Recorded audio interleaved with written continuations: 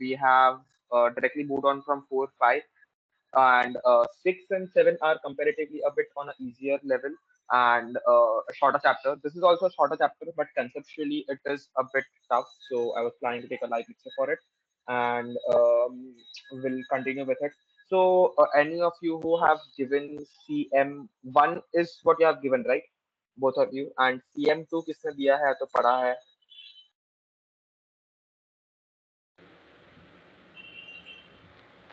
Studying along CM2. Okay, studying along CM2. Okay, and Ansh, I guess CM2 बाकी है, right? In your case as well. हाँ, तो CM1 में थोड़ा सा डेरिवेटिव्स का बेस हुआ रहेगा. I am not sure because I have given CT1 during my time. तो नॉट कंप्लीटली श्योर कि CM1 में कितना इंक्लूड किया हुआ है, but not an issue. Will look forward to all the types of options, all the types of futures and swaps in detail. These are the three derivatives which are there in this chapter. So this is the overview, just three sections, but each of the sections are in detail, and basically what is the use for it is what we are planning to look forward. Okay. Starting with what is known as financial future agreements. So, financial, okay, I'll not ask you directly, but I will directly start it with this. Since you have not given CM2.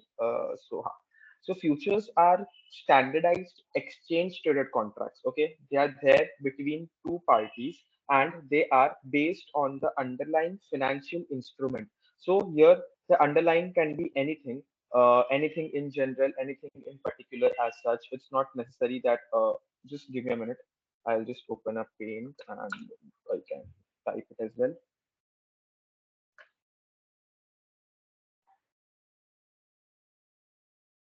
Yeah. So they are contract between two parties, party A and party B, and they are exchange traded. One party always, like, it's logical that one party will buy the future, another party will sell the future. The future has some sort of underlying instrument. Underlying could be a share, underlying could be a commodity, it could be a currency, it could be another interest rate. So something like that. So underlying, so if you look at the categories of future, we have four, which is bond future, short interest rate future, stock index future, and currency future. So again, I'll describe futures more in detail with an example. So if you are if the share price, we are looking at stock index futures for now. So stock index futures are the normal futures which are traded in the market. So how do they behave is that if a current share price, okay, if a current share price, let's say it's 80, current share price is 80, and you are buying a future at 80. What does this mean is that you will buy it. Let's say the expiry, there'll be deal details of the future. So future contract would have a 3 month expiry, and the lot size. Okay, all futures will have something known as lot size. So here, let's say the lot size is one or not 10,000. 10,000 is the lot size. So it means that you are entering into a contract to buy 10,000 shares of this. This is, let's say, ABC company. 10,000 shares of ABC company at a strike of 80. This is the strike. So is this clear? First thing, party A, party A will buy. Party A is buying. Party A will buy 10,000 shares at a strike of 80 from party B in the 3 month time. Is this the whole analogy clear? So now how what will happen is, after every day there will be changes in the what do we say? Every day there will be changes in the stock. The stock will keep on moving up and down. So how the margins and everything are calculated, we'll see. But initially, let's say after 3 months, the stock is trading at 120. When there is expiry, the stock is trading at 120. Then you have bought it. So what does it mean? What do you think? Is it a profit or a loss? You are party A. Profit. Yeah. So there will be a profit of $40 per share. and since you have bought 10,000 shares, there will be a profit of 4 lakh dollars. So that is how it works. And if the share price falls to 60 after the end of 3 months, there will be a loss of 20 on 10,000 shares. So it would mean that there is a loss of 2 lakh dollars. So this is how the whole futures work. And one party earns if A is earning 4 lakh dollars, basically B is losing 4 lakh dollars. If A is in second case, in second scenario, if A is losing 2 lakh dollars, then B is gaining 2 lakh dollars. So it's a bilateral contract with equal payoffs. तो अगर हम लोग payoff का diagram बनाए तो तुम लोग ने ये एक्चुअली CM2 में आते हैं payoff के diagrams. बट हाँ payoff का diagram बनाए तो it's just the payoff is kind of up. ये अगर तुम 80 पकड़ो 80 का 80 रहा तो पे ऑफ इज 0. 80 के ऊपर शेयर प्राइस जा रहा है, जितना ऊपर जा रहा है यू विल गेट अप पे ऑफ, जितना नीचे जा रहा है you will get a down पे ऑफ. सॉरी मतलब इट्स अ स्ट्रेट लाइन ऐसा. So this is how the payoff would look like. जितना नीचे जा रहा है into your notional size, into your lot size would be your profit, into your lot size would be your loss. So this is how a future looks like. This is an exchange traded future. ये तुम normal stock exchange में ये ऐसे futures तुम्हें मिल सकते हैं with this expiry. So these are the conditions. Lot size रहेगा, 3 month expiry रहेगा, buy sell रहेगा, and strike रहेगा.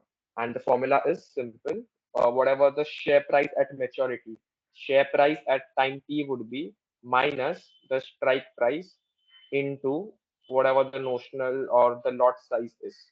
Lot size or the share size is, number of shares it is. So this is the profit or the payoff at maturity. So this is how a future works. Now, futures are exchange traded and have margin requirements. Okay, futures are exchange traded and have margin requirements. So we'll look at it in this. So there are two types of margins. One is initial margin and another is a variation margin. Initial margin and another is a variation margin.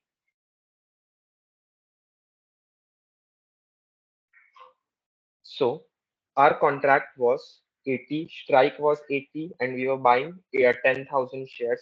So what's the nominal? Okay, the nominal that we look at. Okay, I'm not sure. Yes. The norm. Okay, ठीक है, चलेगा. The nominal that we look at is 80,000. Okay, sorry, 8 lakh, right? 10,000 into 80, which is 8 lakh dollars is the whole nominal.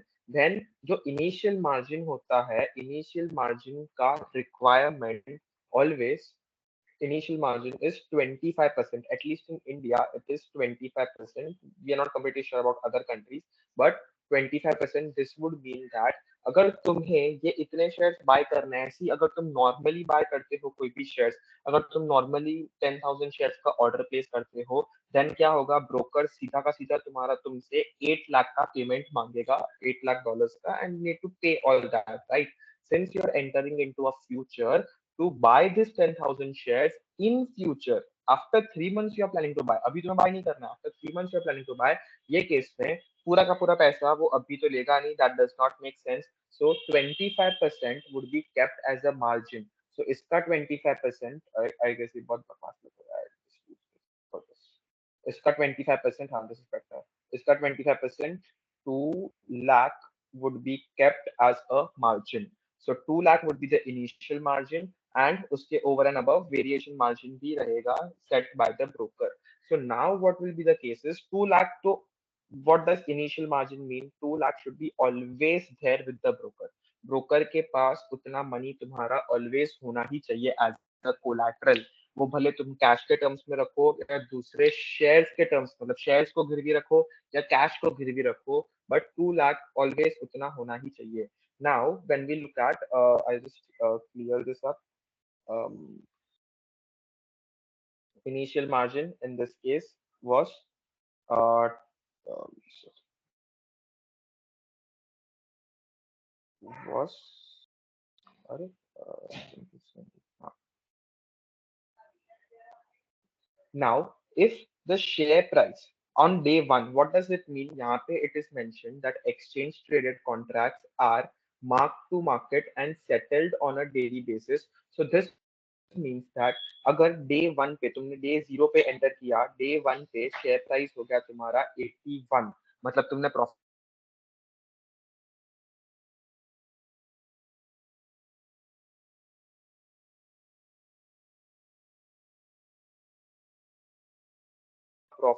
On 10,000 shares, तो automatically तुम्हारे ये margin में, तुम्हारा ये जो मार्जिन है ब्रोकर के पास, वो डे 1 के बाद 2,10,000 हो जाएगा, बिकॉज तुम्हारा profit losses are settled on a daily basis. See, अगर हम लोग सेटल नहीं करेंगे on a daily basis, what is the risk? There is a risk of counterparty default. अगर 80 का 80 रुपीज पे तुम्हारा ये कॉन्ट्रैक्ट था, ये एग्जांपल में, सॉरी, ये एग्जांपल में 80 पे कॉन्ट्रैक्ट था एंड प्राइस चला गया 120 पे, देन 40 का लॉस, जस्ट इमेजिन $4 लाख का तुम्हें पेमेंट, तुम 3 मंथ्स के बाद उससे लेने जाओगे, who knows that person will not give the 4 lakh payment, he or she will default, right? वो पेमेंट नहीं करेगा, वो डिफॉल्ट करेगा, बिकॉज इतना बड़ा लॉस किसी को भी बेयर करना is difficult, so they won't simply pay, they will say I am bankrupt, I don't have money, whatever.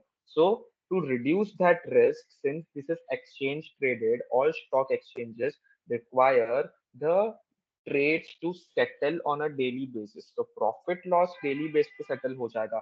so अभी 1 रुपी का तुमने एक दिन में प्रॉफिट किया, 10,000 मिल गया, क्या पता फिर डे 10 पे प्रॉफिट किया, डे 11 पे, धीरे जो प्रॉफिट कर रहे हो तुम्हारा इसमें ऐड होते जा रहा है money.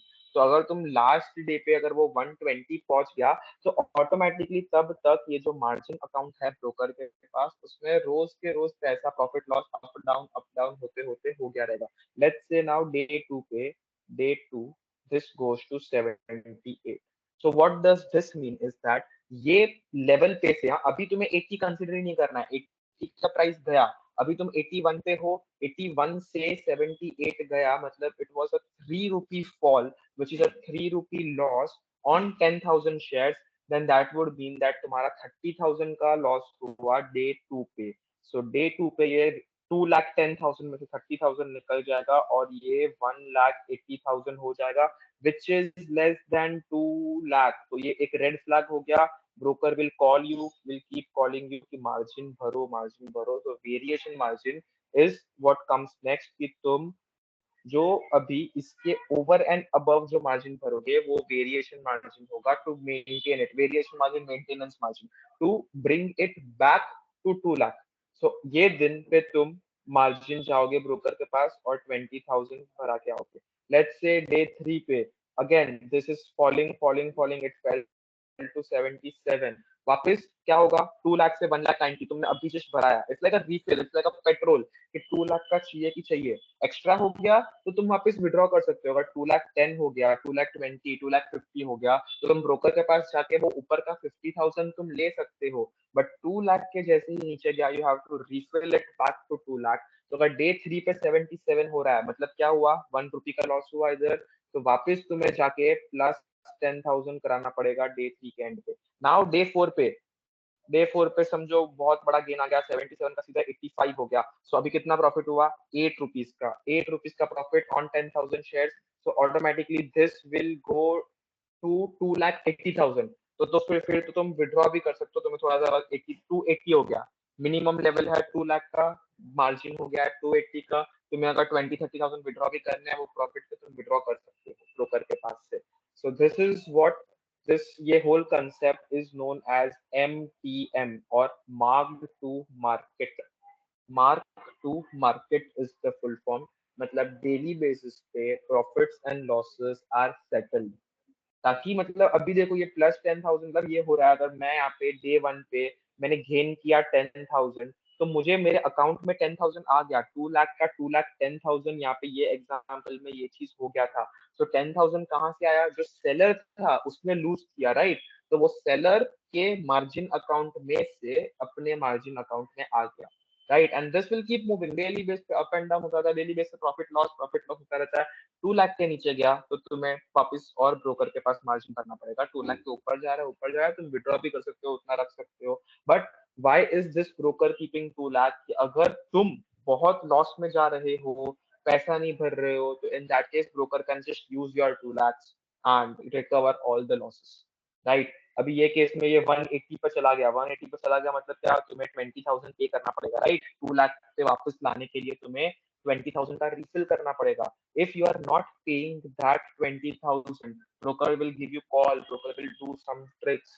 If you are still not paying, एक week हो गया, in that case पहले तो जो हमारा कॉन्ट्रैक्ट है वो ब्रोकर क्लोज कर देगा, एंड जितना भी लॉसेस प्रॉफिट है, कितना होगा, 40-50,000 का लॉसेस प्रॉफिट, वो सब वो 2 लाख का ये तुम्हारे इनिशियल मार्जिन से रिकवर कर लेगा. So broker is not at a loss. The सामने वाला counter party who is the seller, that person is not at the loss, the exchange is not at a loss, but if you are defaulting, you are the only one who is at a loss. So is this bit understood by both of you? Any questions in this area?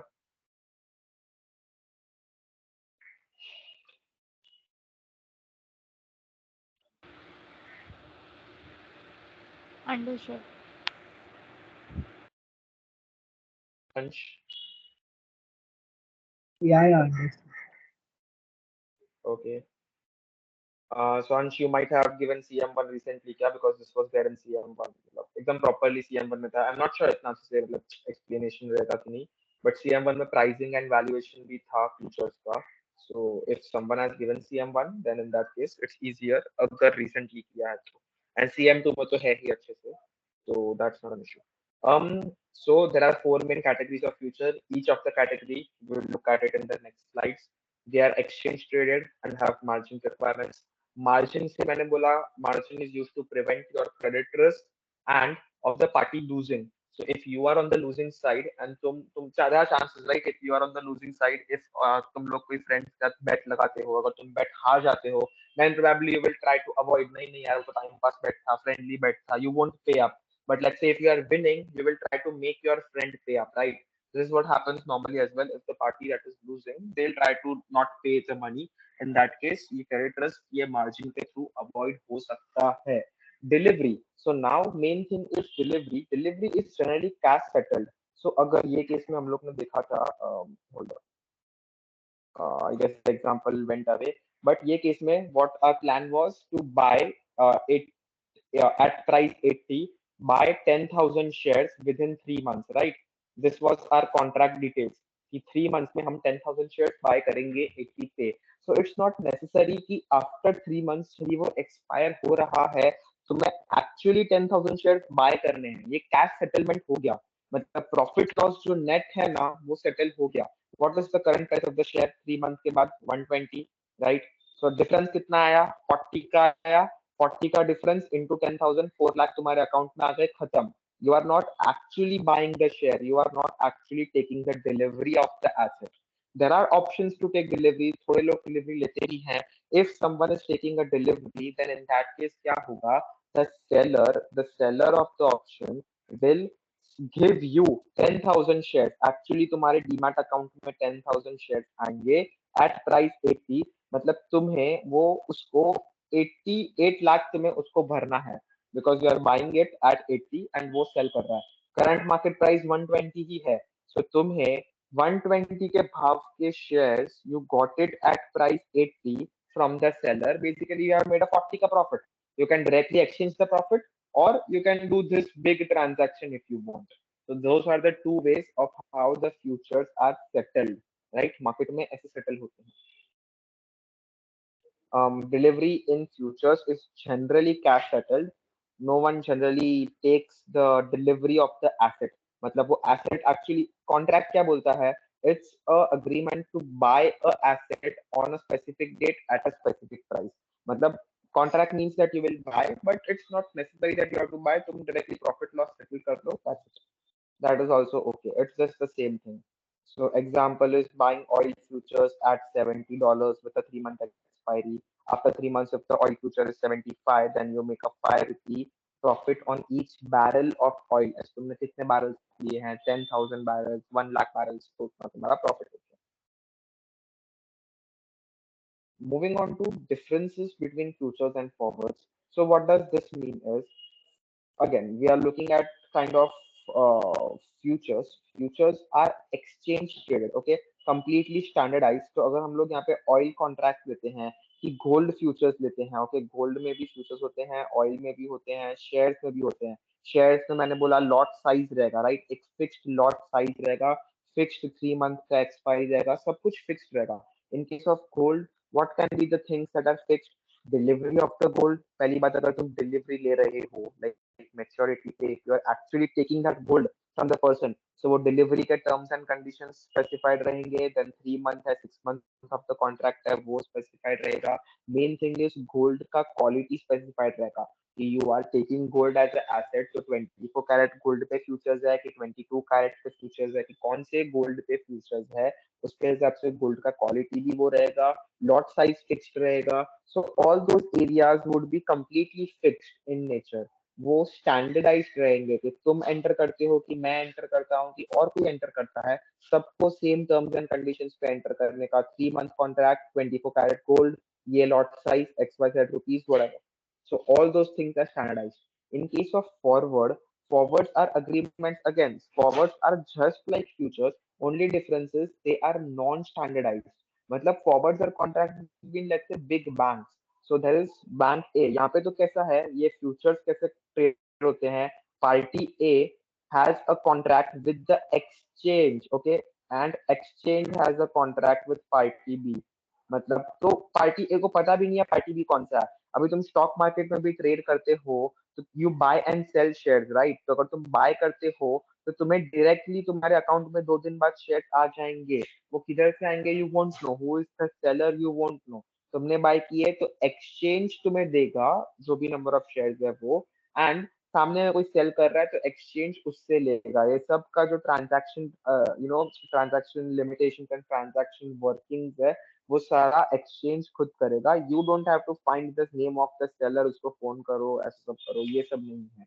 In case of forwards, there are just party A and party B, and both parties would be big banks or institutions or whatever, मतलब एकदम parties. तो वो दो party के बीच में ही trade होगा.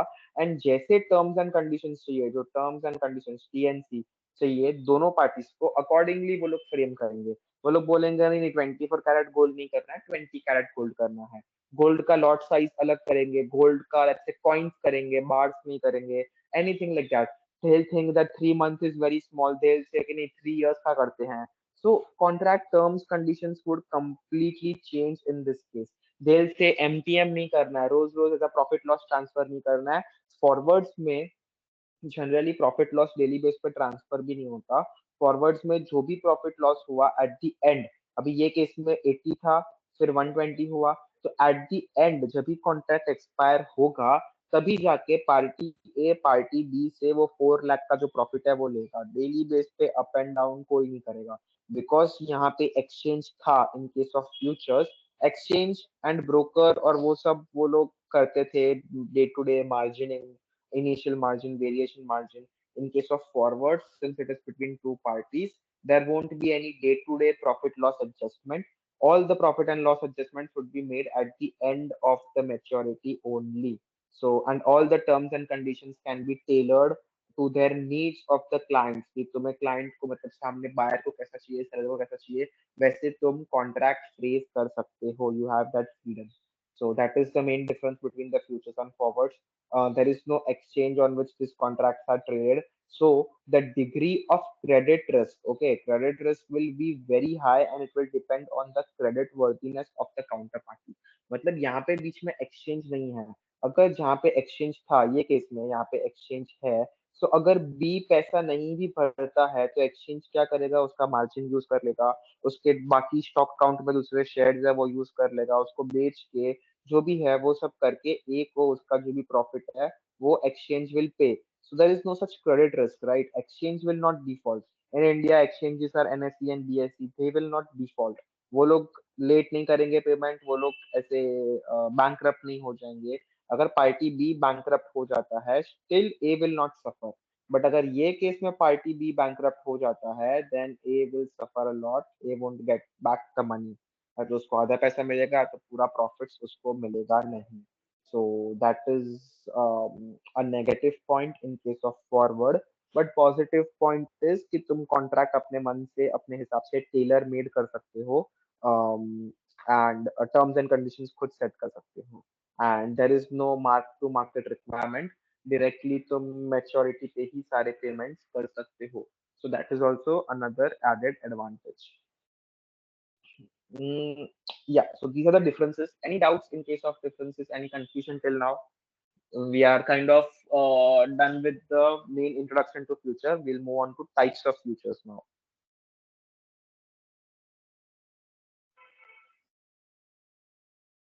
Yeah, if there are no doubts, I'll continue.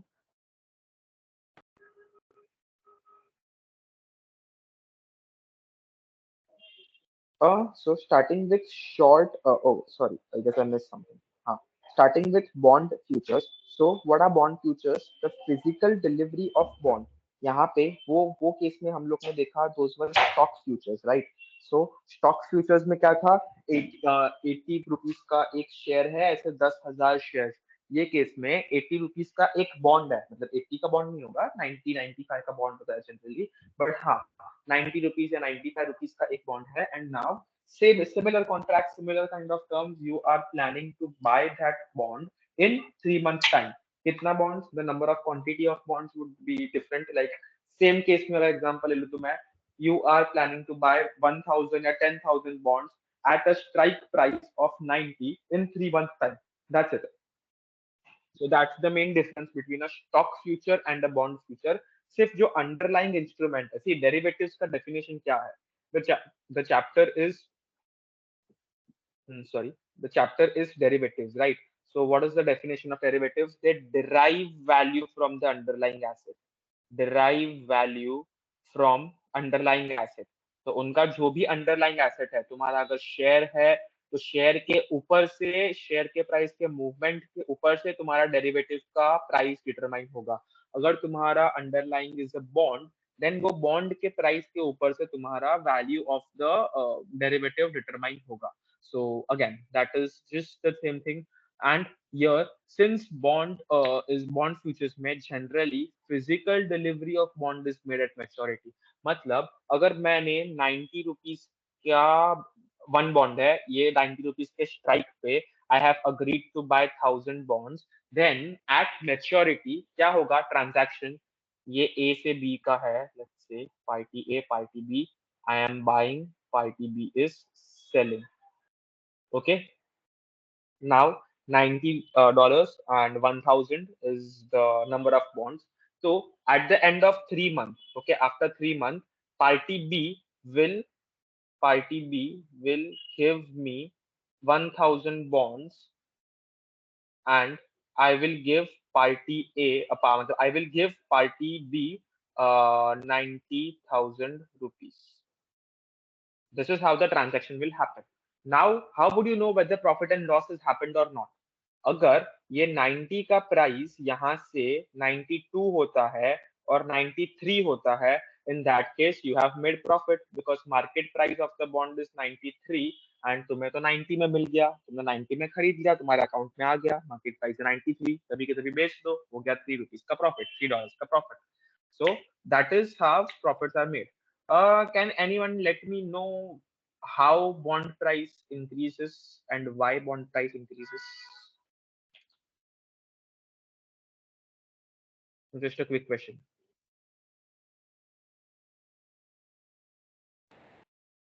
Bond price and interest rates are inversely proportional. So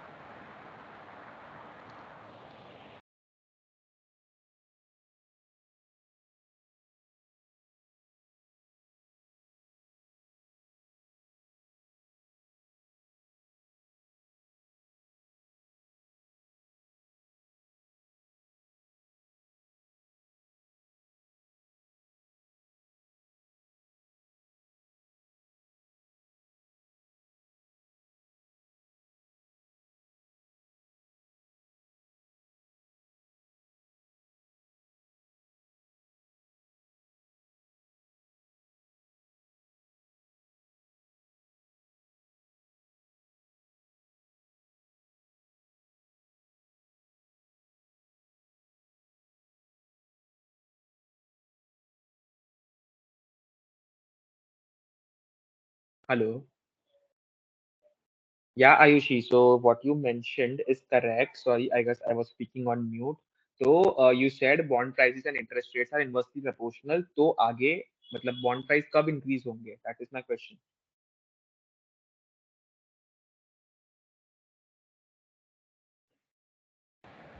when interest rates are falling.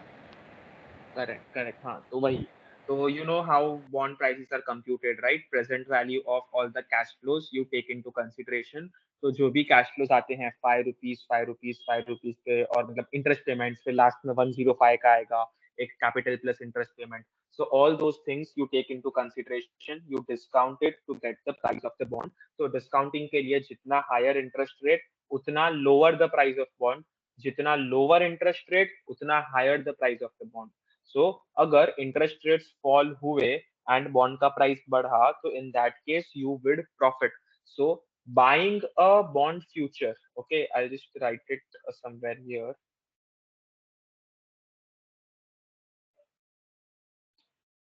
If you are expecting the interest rates to fall, if interest rates are falling, or if you are expecting the interest rates to fall, then buy bond futures. Buy bond futures, because bond prices will keep.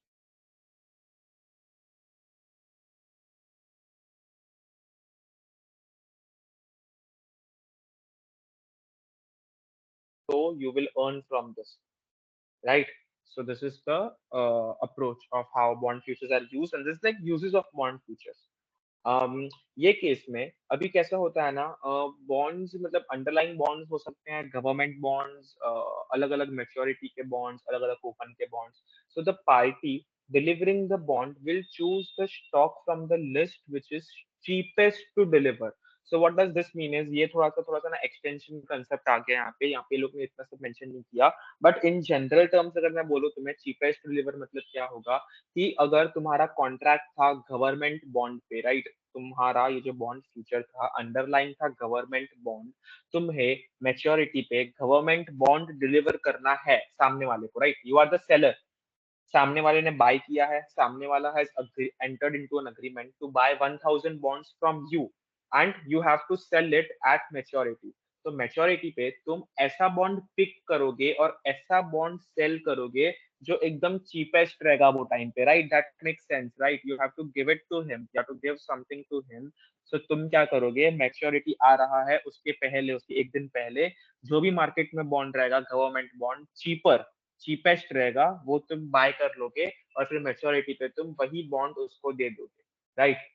So this is how normal future takes place. This is how normal future works. अगर तुम्हें bond के हिसाब से समझ नहीं रहा, तो there are lot of futures which are based on commodities as well. Cattle cows and buffaloes पे भी फ्यूचर्स होते हैं. So if you go into US markets, cows and buffaloes पे भी there are futures. So they'll agree to buy a cow in 3 months at I don't know $50,000. तो and 3 months के बाद जब भी वो जिसको सेल करना है वो क्या करेगा, मार्केट में जाएगा, जो भी काउ उसको मिल रही है, लेट्स से 45 की मिल रही है, 40 की मिल रही है, चीपेस्ट काउ जो भी उसको मिल रही है वो ले लेगा, and at the end of the contract that person will sell that cow, give that cow to the buyer, बस हो गया. तो ऐसे कॉन्ट्रैक्ट्स भी होते हैं, वीट के ऊपर कॉन्ट्रैक्ट्स होते हैं, फ्लोर के ऊपर होते हैं, सो ये सब पे भी कॉन्ट्रैक्ट्स होते हैं. And that's how, so that is a better example I guess in case of cow. But वैसे ही गवर्नमेंट बॉन्ड्स पे भी हो सकता है कि if the future is underlying the government bonds, then you will choose whichever is cheaper, और वो चीपर बॉन्ड तुम खरीदोगे और फिर उसको बायर को दे दोगे. This is just an example. Unit of trading, nominal value, government bond, 4% coupon, delivery month. ये तुम्हारा 3 month का delivery रहेगा. And what is the quotation? Bonds are quoted in terms of 100 pound nominal. 100 के terms में ही quote होते हैं. So consider 100. And settlement involves buying or selling a prescribed nominal amount of actual government bond from a list of maintained by the exchange. मतलब buy or sell क्या होगा, एक list रहेगा. See you are doing this on exchange, okay, bond future is based on exchange. So exchange will specify कि तुम ऐसे types के cow, मतलब काउ के एग्जांपल में तुम एक्स वाई जेड टाइप्स के काउज ही ले सकते हो और बेच सकते हो. Like I don't know something like age के 10 years के अबव, काउ के किड्स लाइक कैटल, एकदम स्मॉल बेबी काउज तुम नहीं सेल बाय कर सकते. स्पेसिफिक एज के काउ, स्पेसिफिक क्वालिटी टाइप के काउज ही तुम बाय सेल कर सकते हो। अभी गोल्ड है, गोल्ड पे तुमने कॉन्ट्रैक्ट लिया, तो अभी तुम्हें गोल्ड वापस, मतलब you are a seller of gold, सामने वाले ने बाय किया है, 3 मंथ में वो लेट्स से तुमसे 100 ग्राम गोल्ड बाय करेगा, दैट इज द कॉन्ट्रैक्ट। तो 3 मंथ के बाद तुम्हें उसको 100 ग्राम गोल्ड देना है एट अ पर्टिकुलर प्राइस जो भी डिसाइड किया है। तो तुम मार्केट में जाओगे, जो तुम्हें सबसे सस्ता 100 ग्राम गोल्ड देगा तुम वही गोल्ड लोगे। यू विल एंश्योर कि जो भी डिलीवरी टर्म्स है वो 24 कैरेट ये वो वैसे सब सेम रहे, बट जो भी तुम्हें सस्ता 24 कैरेट 3 मंथ का गोल्ड देगा, जिसके पास ज्यादा डिस्काउंट है, अलग अलग गोल्ड शॉप्स वाले अलग अलग डिस्काउंट यूज करते हैं, जिसके पास ज्यादा डिस्काउंट है तुम वो बाय करके उसको दे दोगे। That is how delivery happens. So hope this is clear to you. Bond futures इतना कुछ नया नहीं है, नॉर्मल टाइप ऑफ फीचर ही है, सिर्फ अंडरलाइन बॉन्ड है और डिलीवरी करना है इसमें। इसमें ये सेटलमेंट नहीं होता, प्रॉफिट लॉस सेटल करके तुम नहीं निकल सकते, प्रॉपर डिलीवरी होगा of the underlying instrument. Any doubts here or else I will move on. The next bit is short interest rate futures. So अभी ये it's more or less same to bond futures. इसमें underlying bond है, इसमें underlying है ना एक index है, index which acts like a bond price only. अभी ये इंडेक्स का यहाँ पे एग्जांपल दिया हुआ है। एग्जांपल, अगर इंटरेस्ट रेट तुम्हारा 6.25 है, एनुअल इंटरेस्ट रेट तुम्हारा 6.25 है, देन फ्यूचर का प्राइस होगा तुम्हारा, मतलब जो इंडेक्स का प्राइस होगा तुम्हारा वो होगा 93.75। so this is how the index is computed, 100 minus this is, I'll just clear all this thing up. 100 minus 4 into whatever the 3 month interest rate is, right? या तो अगर ये 4 इंटू नहीं करना है तो सीधा सीधा अगर तुम्हारे पास एनुअलाइज्ड इंटरेस्ट रेट है लाइक 6.25% पर एनम, ऐसा टाइप का इंटरेस्ट रेट है 6.25% पर एनम, ये वाला इंटरेस्ट रेट है, तो सीधा सीधा 100 minus 6.25, 93.75 is the value of the index. Now ये इंटरेस्ट रेट फ्यूचर तुम्हें बाय करना है और सेल करना है, दोनों ऑप्शन है बाय एंड सेल का। अगर तुम ये बाय करते हो 93.25 पे, एंड अगर ये तुम गेन कब करोगे, जब ये 93.75 से ज्यादा जाएगा, 94 जाएगा, 95 जाएगा। अगर ये गया 95, what would that mean is this interest rate has fallen, this interest rate has fallen to 5%, right? 5%, 6.25% का इंटरेस्ट रेट 5% पर एनम आ गया, तब तुमने गेन किया। So I just write it here in conclusion, यहाँ पे नीचे लिख देता हूँ, buying buying an interest rate future, buying IRF interest rate future, you will gain you will gain if interest rates fall, if interest rate fall. And if you are selling a interest rate future, selling IRF, then you will gain if interest rate rise।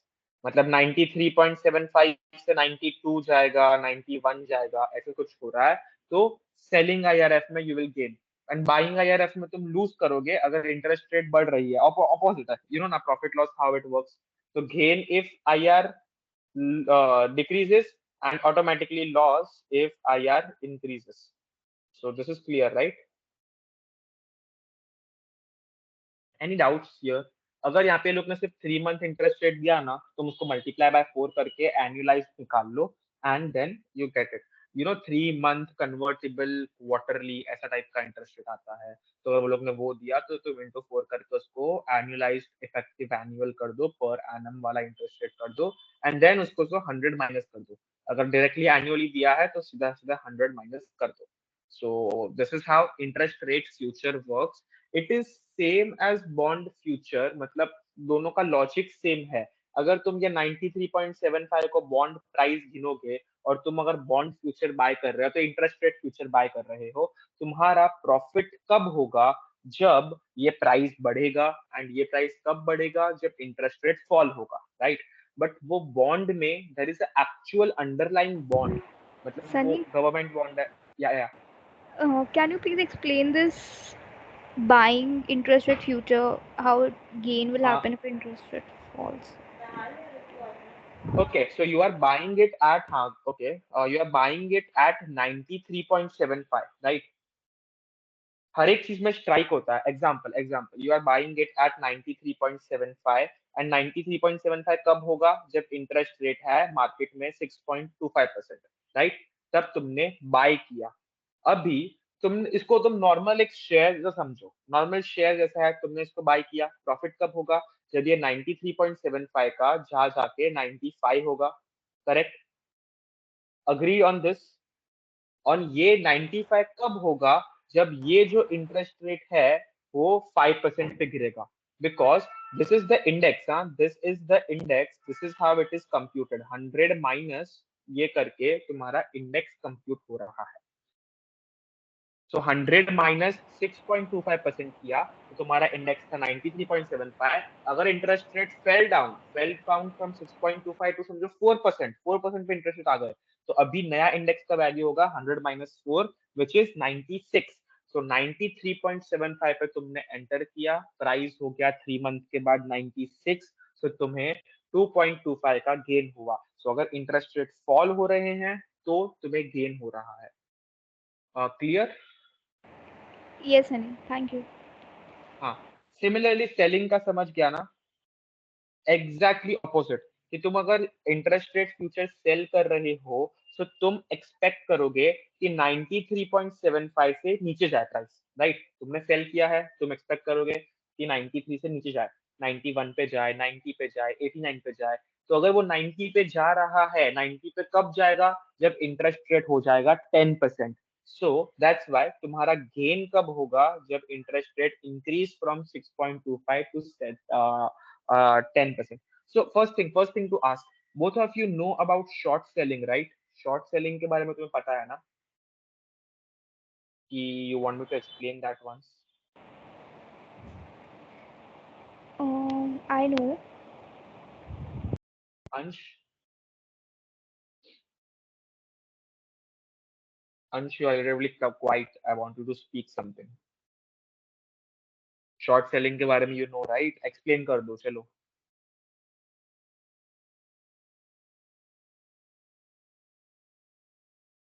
You are on mute, Ansh, if you are speaking something. Uh,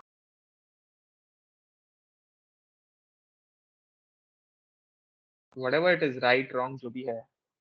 Don't take so much time, यार. अगर मतलब yes or no नहीं आ रहा है, it's okay. I'll explain. Not an issue. So ठीक है, चलो Ayushi, you just give a small description of short selling. Okay. So in short selling, basically before, like, generally what happens, we buy and then we sell it out. But in short selling, we first sell it and then to square up the transaction, we buy it. Correct. तो अगर तुमने let's say short cell किया है 95 पे, you cell it, कभी ना कभी तुम्हें बाय बैक करना पड़ेगा. तो तुम अगर 90 पे बाय बैक करते हो, that is a profit, right? Because sell करके तुम्हें पहले पैसा मिल गया 95 इंटू वट एवर क्वांटिटी तुमने सेल किया, फिर तुमने 90 पे बाय बैक किया, मतलब तुमने 90 पे पे किया. Here you receive, here you paid. तो तुम्हें receive more and paid less, automatically that is a profit.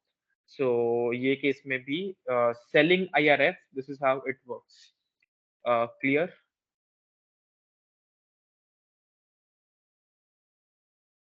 Clear with the interest rate future bit?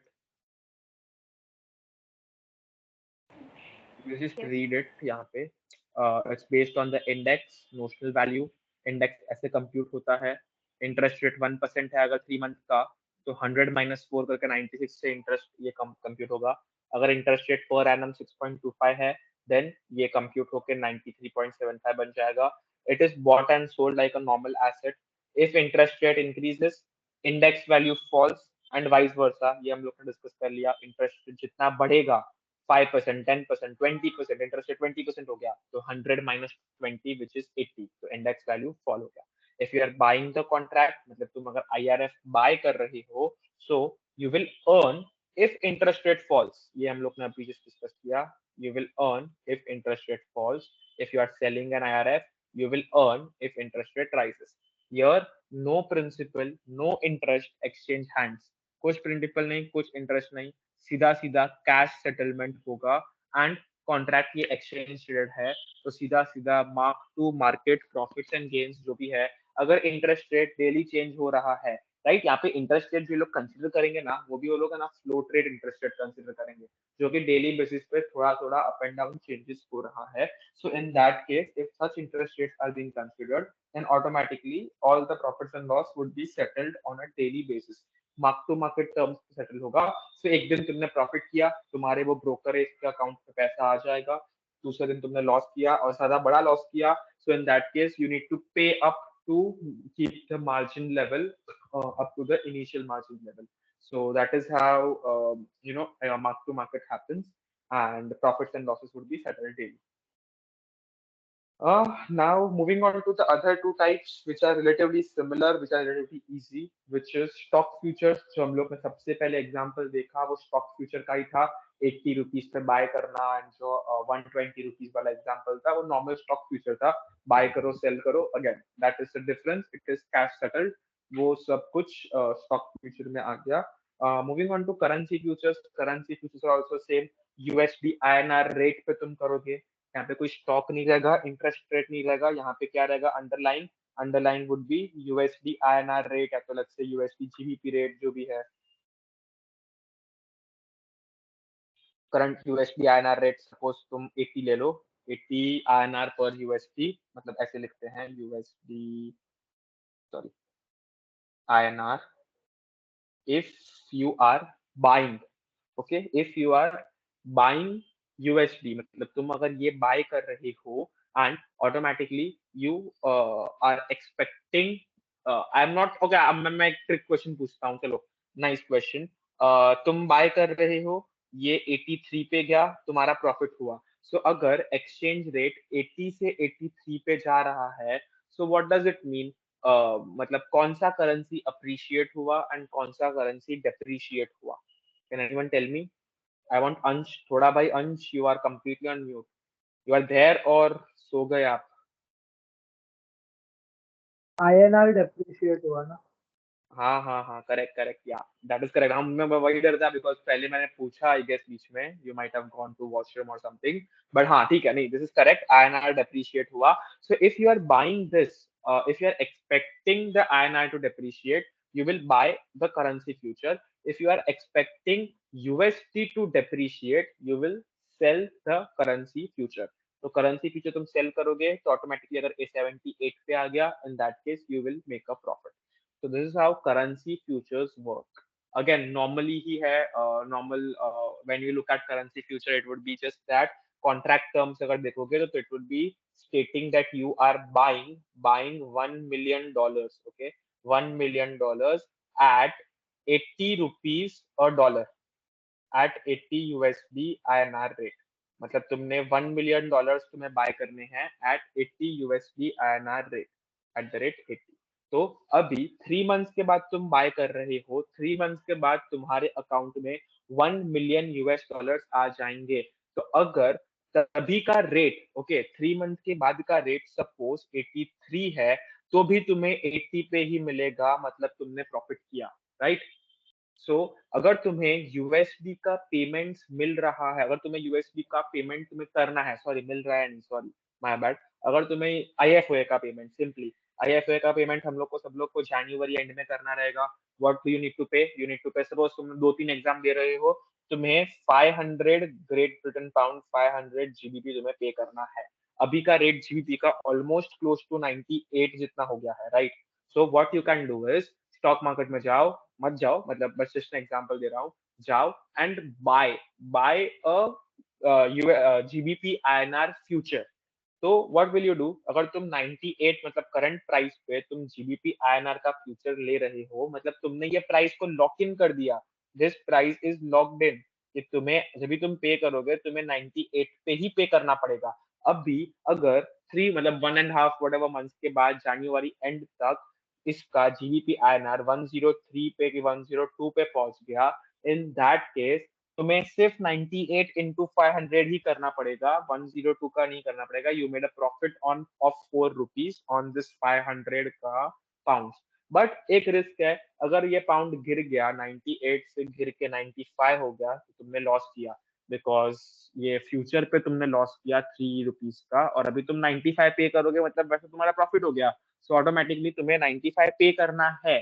तुम एक्सपेक्ट कर रहे थे 98 पे करना, तुम्हें 95 पे करना है आईएफओए को, so you made a profit of 3 rupees on each pound, मतलब तुमने 1500 रुपए का प्रॉफिट कमाया। बट जो तुमने वो फ्यूचर कॉन्ट्रैक्ट पे एंटर किया था उसमें तुमने 1500 रुपए का लॉस किया, profit loss got offsetted. So this is done to hedge your foreign liabilities. अगर तुम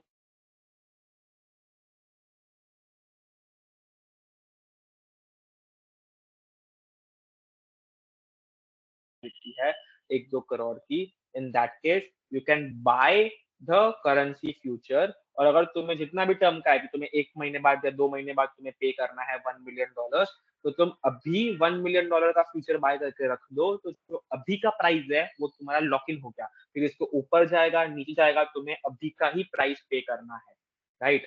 सो that is how currency future works. Any doubts anywhere? We are done with futures. Sunny, one question in currency futures, हाँ हाँ। इसमें हम 80 USD पर INR बोल रहे हैं, राइट? तो मतलब 80 आईएनआर इक्वल टू नहीं 1 नहीं, यूएसडी। हाँ correct correct, 80 INR equals to 1 USD, but हम लोग जब भी कोट करते हैं ना, ये कोट ऐसे होता है, कभी भी स्ट्रॉन्गर करेंसी ऊपर कोट होता है एंड वीकर करेंसी नीचे होता है। अगर हम लोग ऐसे लिखेंगे ना, तो अगर तुम मैथमेटिकली देखो ना, तो दिस इज 80 USD, मतलब इक्वल्स टू ऐसे ओके। 80/1, तो ये 1 उधर जाएगा, मतलब 1 USD equals to 80 INR, but this is how it is generally quoted. तो ये अगर तुम इधर देखोगे ना, तो ये 80/1 है, तो this is how, but the quote is generally stronger currency to weaker currency. GBP INR बोलोगे तुम, INR जीबी नहीं बोलोगे, वो उल्टा हो गया। तो INR जीबी वुड बी 1/98। अगर मैं बोलूंगा INR USD, so INR USD would be 1/80। तो वो उल्टा कोट हो गया तुम्हारा, मतलब वो भी कभी भी लोग कोट करते हैं, बट 99% लोग कभी भी ऐसे कोट नहीं करते, उल्टा करेंसी कोट नहीं करते। Stronger currency is quoted first. If you look at GBP, GBP USD quote होगा, so USD is weaker currency, GBP is stronger currency. Euro USD quote होगा, USD is weaker, euro is stronger. So okay okay, clear? Clear clear. Okay, तो we are done with the types of futures. अभी ये सारे futures के बारे में और थोड़ा डिटेल में देखेंगे when we look at the uses. मैंने ऑलरेडी यूजेस बता दिए तुम लोग को, बट वापस एक बार जस्ट रीड कर लेते हैं। मैंने अभी जस्ट एक्सप्लेन करते करते बता दिए, बट स्टिल एक बार officially will read all this. So I just clear this thing up. Okay, एक काम करते हैं ना, करेंसी फ्यूचर्स कर रहे हैं ना, तो करेंसी फ्यूचर का ही यूज पहले देख लेते हैं। हाँ, सो इफ अगेन ये केस में मैंने क्या दिया कि अगर तुम्हें पेमेंट करना है, okay I just okay still clear all this things up. If you want to make a payment, if you want to make a payment in 3 month, right? तुम्हारा अगर लायबिलिटी है, तुम्हें पेमेंट करना है, I write L for liabilities. If you have a liability, then buy the currency future. If you want to get a receipt, मतलब तुम्हें payment मिलने वाला है, फॉरेन से तुम्हारा कोई तो अंकल चाचा चाची पेमेंट दे रहे हैं, तुम्हें 1 करोड़ ट्रांसफर कर रहे हैं, आई डोंट नो क्यों बट कर रहे हैं। सो इन दैट केस तुम्हें अगर वो कन्वर्जन का रिस्क नहीं लेना है, सपोज, हाँ, so I just give you another example. $1 million transfer होने वाले हैं यूएस से, तुम्हारा कोई तो रिलेटिव तुम्हें भेज रहा है, करंट रेट है 80, सो तुम्हें कितने मिलेंगे करंट रेट के हिसाब से? 1 million is 10 lakh, हाँ, तो 1 million is 10 lakh, so you will get 8 crore rupees। Current rate के हिसाब से तुम्हें 8 करोड़ मिलेंगे, बट यू आर अफ्रेड कि अगर ये 80 का 78 या 75 हो गया, तो तुम्हें सिर्फ 7.5 करोड़ मिलेंगे, समझा? वो तो वहां से $1 million ही भेजने वाले हैं, कुछ भी हो जाए, तुम्हें 7.5 करोड़ मिलेंगे अगर रेट गिर गया तो। So in that case what you can do is simple, sell you can sell the currency future, sell the currency, I'll writing CF, currency future। Again ये अगर ऑपोजिट है, तुम्हें पे करना है, राइट, तुम्हें फॉरेन पेमेंट करना है, तो तुम बाय करोगे। लेकिन अगर तुम्हें कुछ रिसीट आ रहा है, एंड आ रहा है receipt to see, what you will do is, अगर तुम्हें रिसीट आ रहा है 80 पे, राइट, अगर ये 80 का समझो हो गया 85, तो तुम्हें कितना मिला? 8.5 करोड़ मिला। बट तुमने ये फ्यूचर तुमने सेल किया था, राइट? करेंसी फ्यूचर तुमने सेल किया था, तो उसमें तुम्हारा लॉस हो गया। तो उसमें तुम्हारा लॉस कितना हुआ? 500,000,000 का उसमें तुम्हारा लॉस हुआ। So and of the day you got 8 crore. अगर ये 80 का 75 होता है, तो 75 हो रहा है मतलब क्या? तुम्हें मिलने चाहिए, जब भी तुम 3 मंथ्स के बाद वो चाचा जी से पैसा लोगे योर रिलेटिव से, तो तुम्हें मिलने चाहिए 7.5 CR। बट तुमने ये करेंसी फ्यूचर सेल किया था, तो उस पे तुम्हें प्रॉफिट आया। सो ऑटोमेटिकली अगेन इसका total will be 8 crore as well. मतलब तुमने बेसिकली हेज कर दिया, राइट? You have hedged this case. मैं यहाँ पे लाइन बना देता हूँ, राइट? सो ये है down scenario, this is down scenario, this is up scenario. ये वाला जो सिनेरियो है वो अप सिनेरियो है, कि अगर प्राइस 80 से 85 हो गया, तुमने सेल किया हुआ है, ऑलवेज रिमेंबर तुमने सेल किया हुआ है करेंसी फ्यूचर। 80 से 85 हुआ, तो करेंसी फ्यूचर पर तुमने लॉस किया, लेकिन पैसा कन्वर्ट करके तो ज्यादा मिलेगा पैसा, तो profit loss offset, end of the day 8 crore ही मिलेगा। अगर तुम्हें डाउन में जा रहा है ये, तो तुमने करेंसी फ्यूचर पे प्रॉफिट किया बिकॉज तुमने सेल किया हुआ था, लेकिन कन्वर्ट करके तुम्हें पैसा कम मिलेगा, तो दोनों को ऐड करोगे, profit loss offset, end of the day 8 crore. मतलब entering into a currency future will ensure that तुमने ये 80 का रेट लॉक कर दिया है। कुछ भी हो, अभी ऊपर जाए नीचे जाए, मुझे 8 करोड़ मिलेगा। चाचा जी, अभी ये लोग तुम्हारे रिलेटिव ने बोला आज दिसंबर में कि वो तुम्हें मार्च में $1 मिलियन दे रहे हैं। तुम्हें नहीं पता कि मार्च में कन्वर्जन रेट क्या होगा। तुम उसको अभी के अभी फिक्स कर सकते हो at 80 by selling the interest, by selling the currency future. तो तुम्हें पता है अभी, श्योर हो तुम अभी दिसंबर में कि मुझे मार्च में कुछ भी हो जाए 8 करोड़ तो मिलेंगे ही, ऊपर जाए के नीचे जाए इट डजंट मैटर, 8 करोड़ मिलेंगे। You locked this in. Okay, this is the use of currency future. In case of receiving a receipt, यहाँ पे मतलब तुम्हें मिल रहा है कि तुम्हें फॉरेन से पेमेंट आ रहा है। ओके, अगर तुम्हें फॉरेन का पेमेंट करना है, तो यहाँ पे सेल नहीं आएगा, यहाँ पे बाय आएगा। But still same case, up scenario down scenario. Up scenario में तुम गेन करोगे, डाउन सिनेरियो में तुम लॉस करोगे, प्रॉफिट लॉस ऑफसेट होके 8 करोड़ पे ही आ जाएगा। So this is the use. Any doubts here? I guess Ayush, you were trying to speak something. In this, we are involved in short selling, right?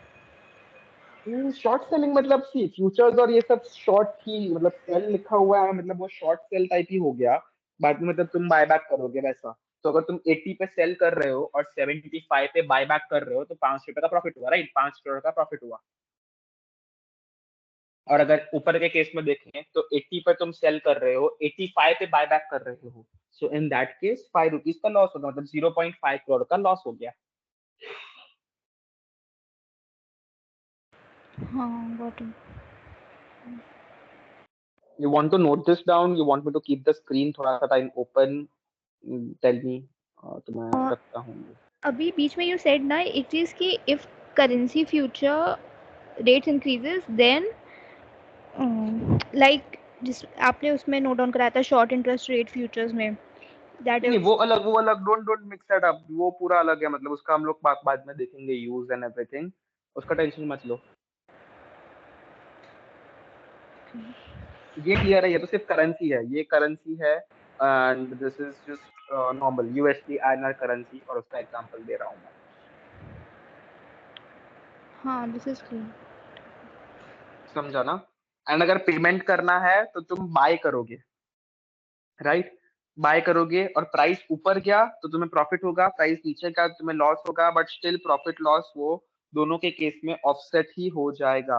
अगर तुम यहाँ पे 80 से 85 हो जाता है, तुम्हें पे करना है, तो भी तुम्हें ज्यादा पे करना पड़ेगा, लेकिन तुम्हें यहाँ पे प्रॉफिट होगा, मतलब नेगेटिव 8.5 करोड़ लेकिन plus 0.5 crore, so you will need to pay 8 crore only.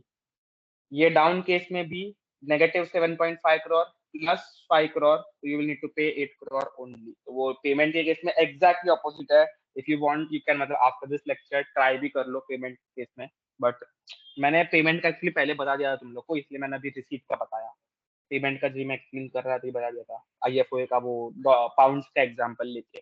So, this is the currency future. If a company is yet to receive a foreign payment, it can sell the futures, and if it has to make the payment, it can buy the futures, and this is how it will hedge the currency fluctuation risk and fix the exchange rate. ये case में exchange rate तुम bye कर रहे हो cell कर रहे हो जो भी केस में एक्सचेंज रेट 80 पे तुम्हारा फिक्स हो गया, ना उसके ऊपर जाएगा तो भी प्रॉफिट लॉस कुछ नहीं, नीचे जाएगा तो भी प्रॉफिट लॉस कुछ नहीं, 80 पे तुम्हारा फिक्स हो गया, तुमने हेज कर दिया, right? So that is the benefit.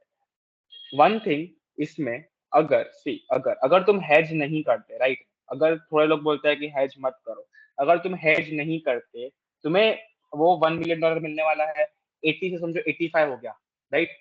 सो तुम्हारा प्रॉफिट था ना, तुम्हें 8.5 करोड़ मिलते, अगर तुम ये फ्यूचर वगैरह का झंझट नहीं करते, ये 0.5 करोड़ को तुम निकाल दो, ये तुम करते ही नहीं, तो 80 का 85 मतलब 8.5 करोड़ मिलता। यहाँ पे तुमने फ्यूचर पे लॉस किया, नेगेटिव आ गया, यहाँ पे ये जो था यहाँ पे नेगेटिव आ गया, तो तुम्हारा 8 करोड़ पे अटक गया। अगर तुम नहीं करते हेज तो तुम्हारा चांसेस ऑफ प्रॉफिट भी था और चांसेस ऑफ लॉस भी था, दोनों केस ओपन था, बट प्रॉफिट होने का भी चांस था, लॉस होने का भी चांस था। अगर वो दोनों का चांस 50-50 था तो हेज करो, वरना हेज करने की जरूरत नहीं है। तो मतलब again that is a personal choice, companies choice, कौन सी कंपनी कौन से सिनेरियो में है, थोड़ी कंपनीज रिस्क लेगी ऐसा। So when we look at IT companies, this happens in case of Indian IT companies are based in abroad, उनके बहुत सारे प्रोजेक्ट्स अब्रॉड होते हैं, तो उनको यूएस डॉलर्स में पेमेंट मिलता है, उनको आईएनआर में पेमेंट मिलता है। अभी कोई कंपनी ने कन्वर्ट किया, लेट्स से 80 पे ये फ्यूचर सेल कर दिया और हेज किया, तो उसको 8 करोड़ ही मिलेगा। बट अगर एक कंपनी है जिसने नहीं किया, उसको तो 8.5 करोड़ मिलेगा, बिकॉज ये उसका हट जाएगा, तो वो कंपनी को ज्यादा प्रॉफिट दिखेगा।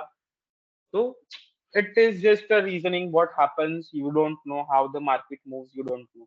अगर वो कंपनी जिसने नहीं किया और ये मार्केट गिर गया, तो इन दैट केस उसको लॉस भी होगा।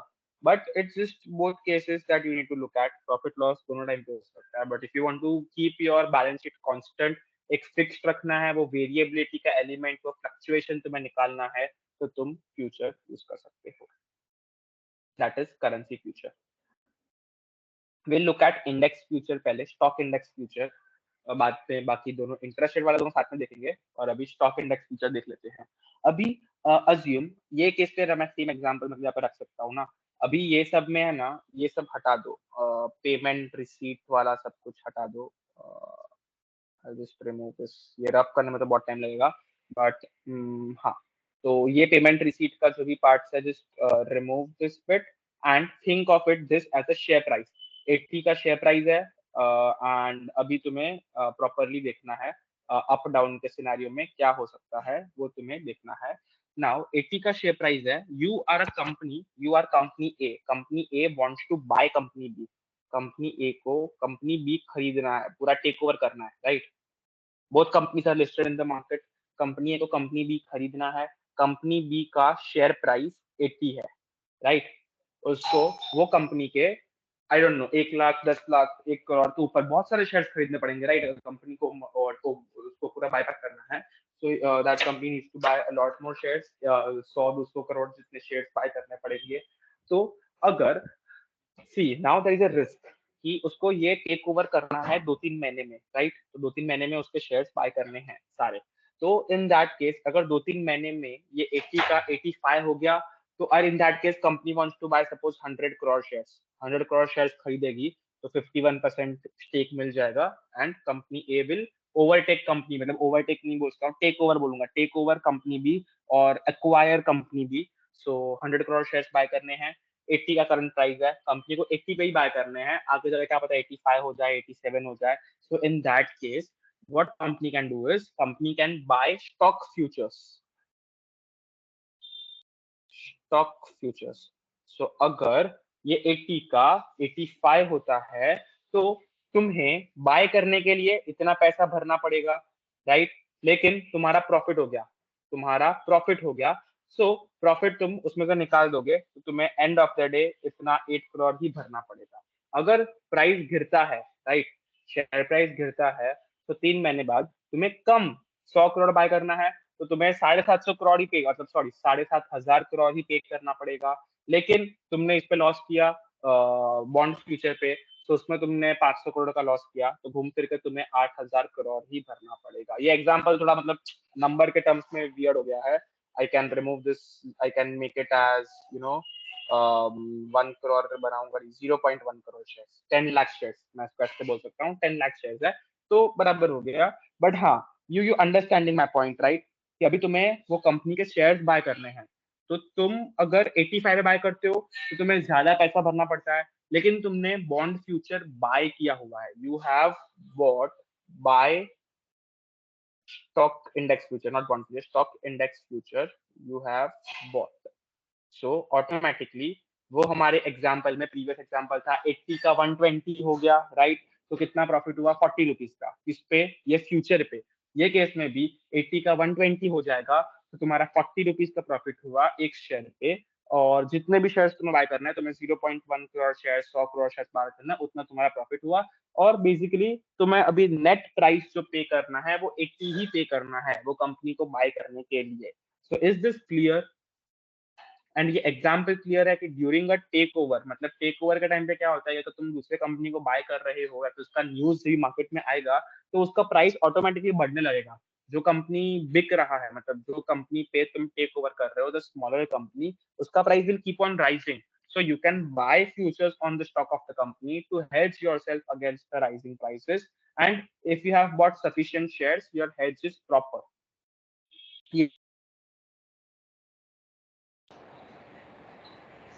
Sunny, when we are taking over a company, when we're acquiring company, why will the target company price Stock is rise? हाँ,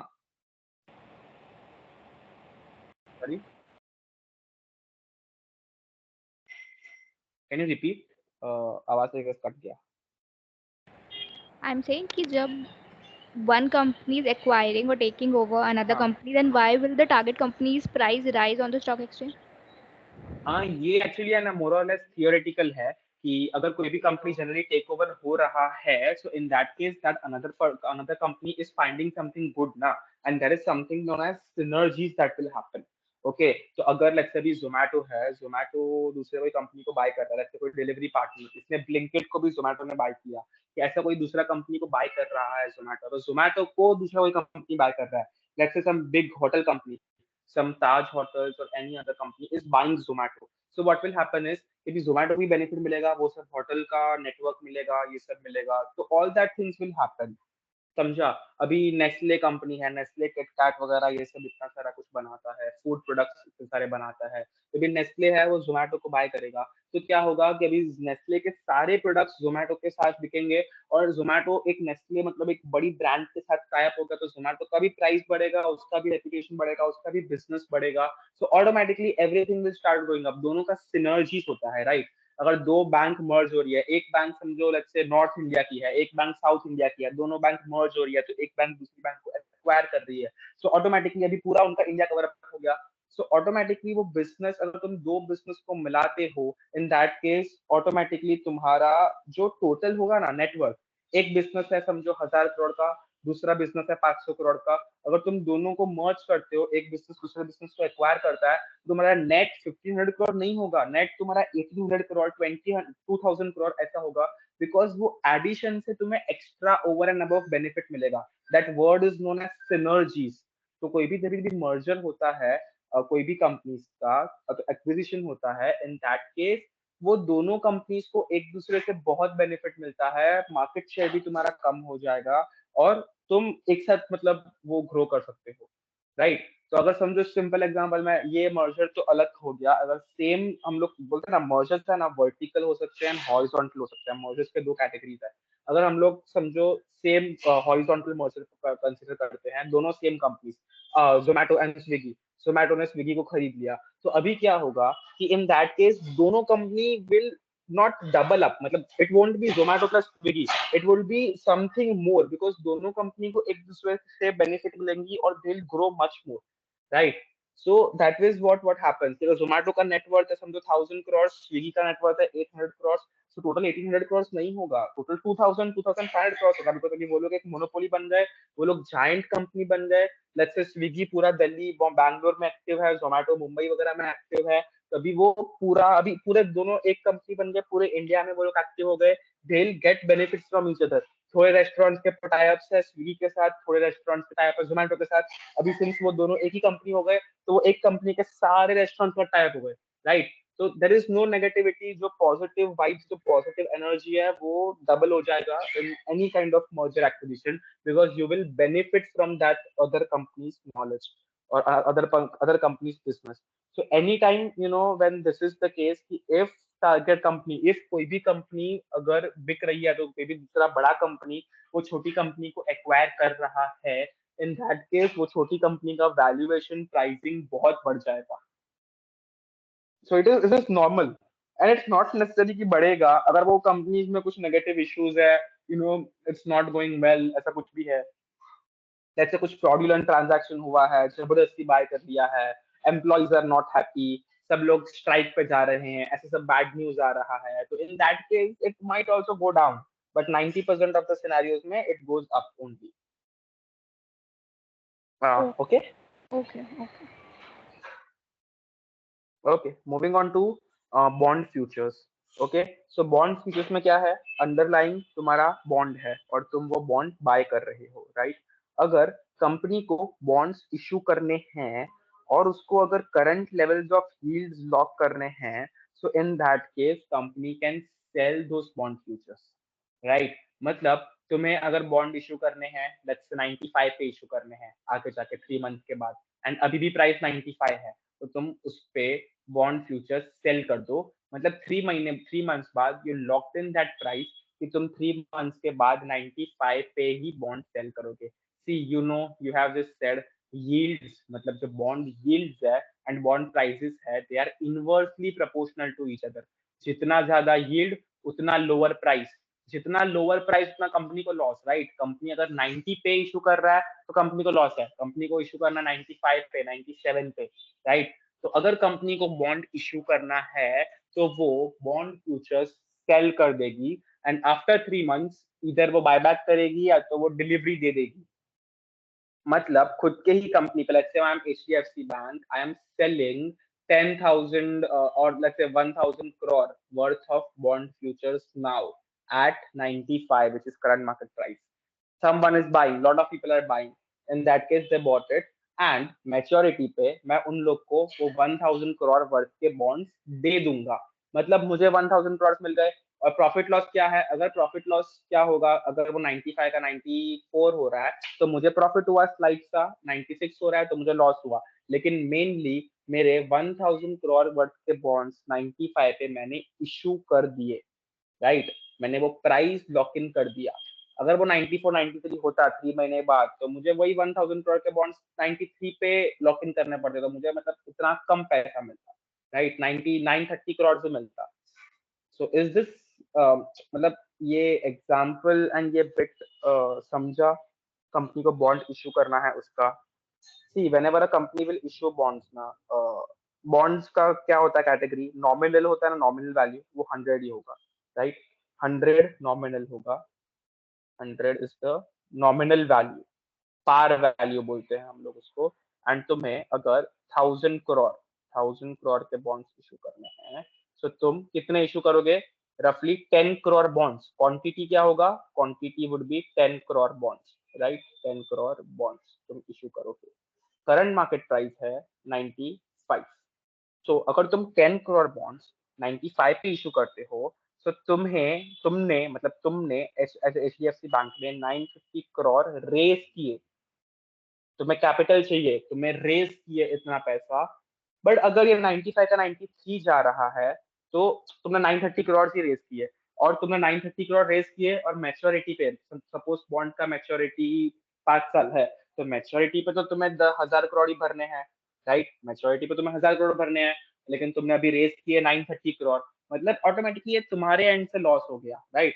अगर ये प्राइस है 89, तो तुमने सिर्फ 890 करोड़ अभी रेस किए, तुम्हें 890 करोड़ रेस करने के बाद ये इन्वेस्टर्स को कूपन पेमेंट भी देने का और मैच्योरिटी पे उनको 1,000 करोड़ भी देने का, तो मतलब बहुत कुछ तुम्हारे लिए लॉस हो गया, because yields are very high. तो to prevent against that, what you can do is you can sell the bond future. You can sell the bond future at 95. Sell bond future at price 95। तो अगर ये 93 हो रहा है, still तुम सारे bonds 95 पे ही सेल करोगे एंड तुम्हारा 2 रुपीज का प्रॉफिट हो जाएगा। बेसिकली तुम्हें कैपिटल 950 करोड़ का ही रेस किया eight the end of the day. Market में 93 है अभी, अगर तुम अभी करते तो तुम्हें 930 करोड़ ही मिलता, बट तुम्हें 950 करोड़ मिला, मतलब तुम्हें 20 करोड़ एक्स्ट्रा मिला। अगर ये 93 का 95 का 98 हो जाता तो तुम्हारा लॉस है। लेकिन तुमने क्या किया, मार्केट में से रेस किया, कितना रेस किया, 980 करोड़ रेस किया। लेकिन ये बॉन्ड फ्यूचर तुमने सेल किया था, तो अभी तुम बाय बैक करोगे 98 पे, तो तुमने 30 करोड़ का इधर बॉन्ड फ्यूचर पे लॉस किया। तो I write it here as future. Future पे तुमने लॉस किया, लेकिन तुमने ज्यादा कैपिटल रेज किया बिकॉज अभी प्राइस हो गया 98। सो ऑटोमेटिकली ऑफसेट होके 980 minus 30 still 950 only. So basically अगर तुम्हें बॉन्ड्स इशू करने हैं as a company, you can lock in a price. ये एग्जांपल से आई गेस बेटर क्लियर हो गया रहेगा, राइट?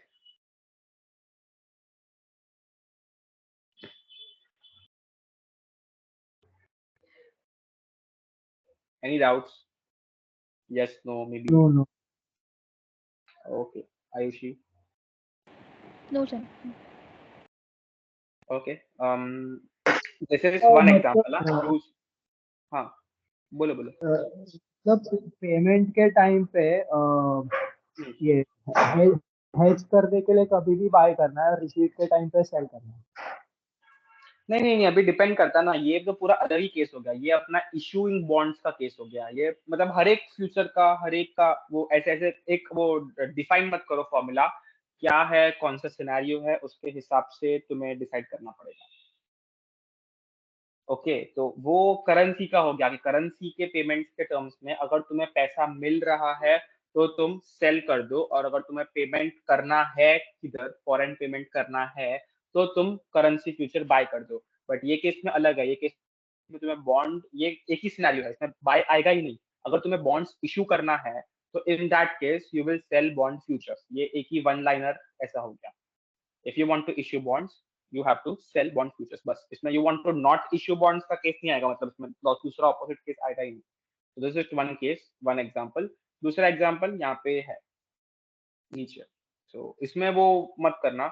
शेयर्स में भी यहाँ पे जो टेक ओवर का है उसमें क्या है, तुम्हें वो शेयर का तुम्हें कंपनी का बाय करना ही है। In that case you will buy the index future no matter what. वो उसमें तुम सेल करने का सोचोगे नहीं, बिकॉज तुम्हें भी वो कंपनी को बाय करना है, राइट? तो वो कंपनी का फ्यूचर तुम बाय करोगे।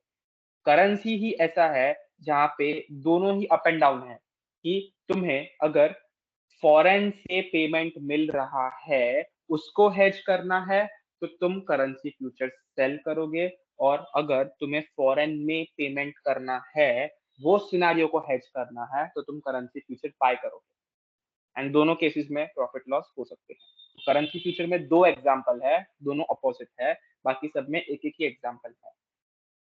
क्लियर? वो मिक्स मैच मत करना सिर्फ बस। एंड ठीक है, थोड़ा सा मतलब इसके बाद भी तुम लेक्चर के बाद भी रीड करोगे ना कोर्स नोट्स, तभी एकदम क्लियर हो जाएगा, डोंट वरी। अभी मतलब ऐसा मत सोचो कि नहीं, थोड़ा सा भी ऐसा लग रहा है कि स्लाइड से अभी ऊपर नीचे हो रहा है, इट्स ओके। इसको एक बार रिवाइज करोगे, इसका सम सॉल्व करोगे, फिर पूरा निकल जाएगा वो part, for sure. Okay guys, can you move ahead? Yes. If a company has a fixed rate loan, okay, अभी उसके पास अगर फिक्स्ड रेट लोन है, मतलब फिक्स्ड इंटरेस्ट रेट पेमेंट करना है, then in that case it can buy bond futures to hedge the risk of interest rate falling if it has a fixed rate loan। कि अगर उसका fixed rate loan है 8%, right? 8% का fixed rate loan है, और अगर interest rate fall हो रहा है, लेट्स से 8% 7% 6% हो रहा है, मतलब कंपनी काइंड ऑफ लॉस कर रही है। सब लोग कंपनी को बोलेंगे देखो मार्केट में तो इंटरेस्ट रेट 6% चल रहा है, आप कभी भी 8% पे लोन कर रहे हो, सो आप लोन पेमेंट कर रहे हो, so it does not make sense for the company. तो अगर कंपनी का फिक्स्ड रेट लोन है सपोज 8% पे, company can buy the bond futures, right? Company ने वही 8% के आसपास बॉन्ड फ्यूचर बाय किए। What would be the price of bond future? रफली 92 93 के आसपास रहेगा, बिकॉज मार्केट रेट इज 8%, तो 92 सब समझ लो 92 है। अभी वो 8% से गया 6% पे, तो कंपनी अपने फिक्स्ड रेट लोन पे तो ज्यादा पेमेंट कर रही है, मार्केट में है 6% इंटरेस्ट रेट, लेकिन कंपनी पे कर रही है लोन पे 8%, तो वो एक्स्ट्रा पे कर रही है। लेकिन ये बॉन्ड फ्यूचर तुमने बाय किया है तो उससे तुम्हारा प्रॉफिट हो रहा है, तो वो प्रॉफिट लॉस दोनों ऑफसेट हो जाएंगे। Very simple. This is not much difficult, but it's just with regards to again one scenario, इसका opposite scenario नहीं है, एक ही scenario है। Fixed rate loan है तो तुम bond futures buy करो, bond futures buy करोगे और interest rate अगर कम होगा तो bond futures पे तुम कमाओगे, लेकिन लोन जो तुम भर रहे हो उस पे तुम लॉस करोगे, तो वो प्रॉफिट लॉस ऑफसेट हो जाएगा। That's it. हमारा काम यूजेस देख रहे हैं ना हम लोग, उसमें ऑफसेट करना ही है एंड हेज करना ही है। Hedging is the main issue of derivatives, main issue नहीं, is the main advantage of derivative, and that is why derivatives are issued and derivatives are used mainly for hedging. So yeah, the last one, short term interest rate future, जो कि रह गया है, when now company has a floating rate loan, okay, company का rate, loan का rate change हो रहा है बार बार, फ्लोटिंग रेट लोन है, कभी 5%, कभी 6%, कभी 7%, ऐसा कंपनी का लोन है, तो लायबिलिटी उसका वैसा है। It can sell interest rate futures to prevent itself from rising interest rate. Interest rate futures का इंडेक्स का फॉर्मूला क्या है? 100 माइनस इंटरेस्ट रेट, राइट? अगर interest rate in the market 6% है, कंपनी ने लोन लिया हुआ है $1 मिलियन का, तो कंपनी को कितना पे करना पड़ेगा? 60,000। कंपनी को 60,000 पे करना पड़ेगा। सेम इसने इस पे इंटरेस्ट रेट फ्यूचर 94 पे IRF तुमने क्या किया? बाय कर दिया। IRF, you bought these IRF। अभी इंटरेस्ट रेट गया, okay sorry my bad, you sold this IRF, sorry, यहाँ पे भी सेल लिखा हुआ था ना, मैंने पता नहीं बाय किया। Company can cell it, okay, so you sold this IRF. Now after a few time, after 1 month or something, interest rates are 7%, तो तुम्हें वो लोन पे 70,000 पे करना पड़ेगा। लेकिन ये केस में 94 का 93 हो गया, तो अगर तो इस पे तुम प्रॉफिट करोगे, एक एक इसका प्रॉफिट करोगे, मतलब 1 रुपी का is good, and 1 rupee into you will multiply it with what ever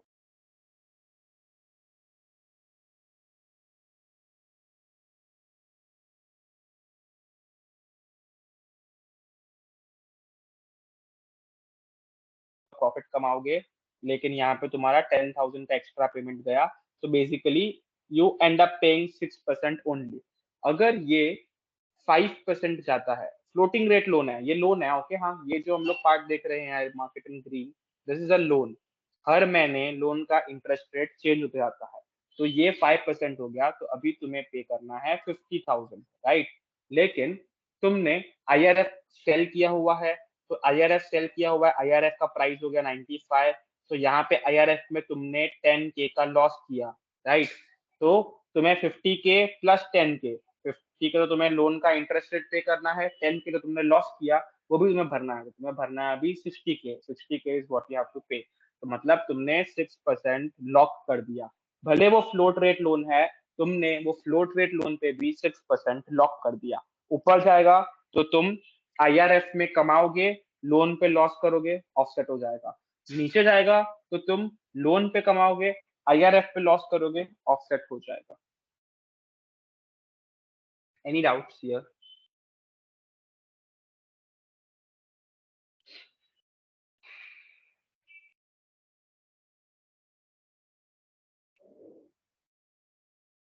no.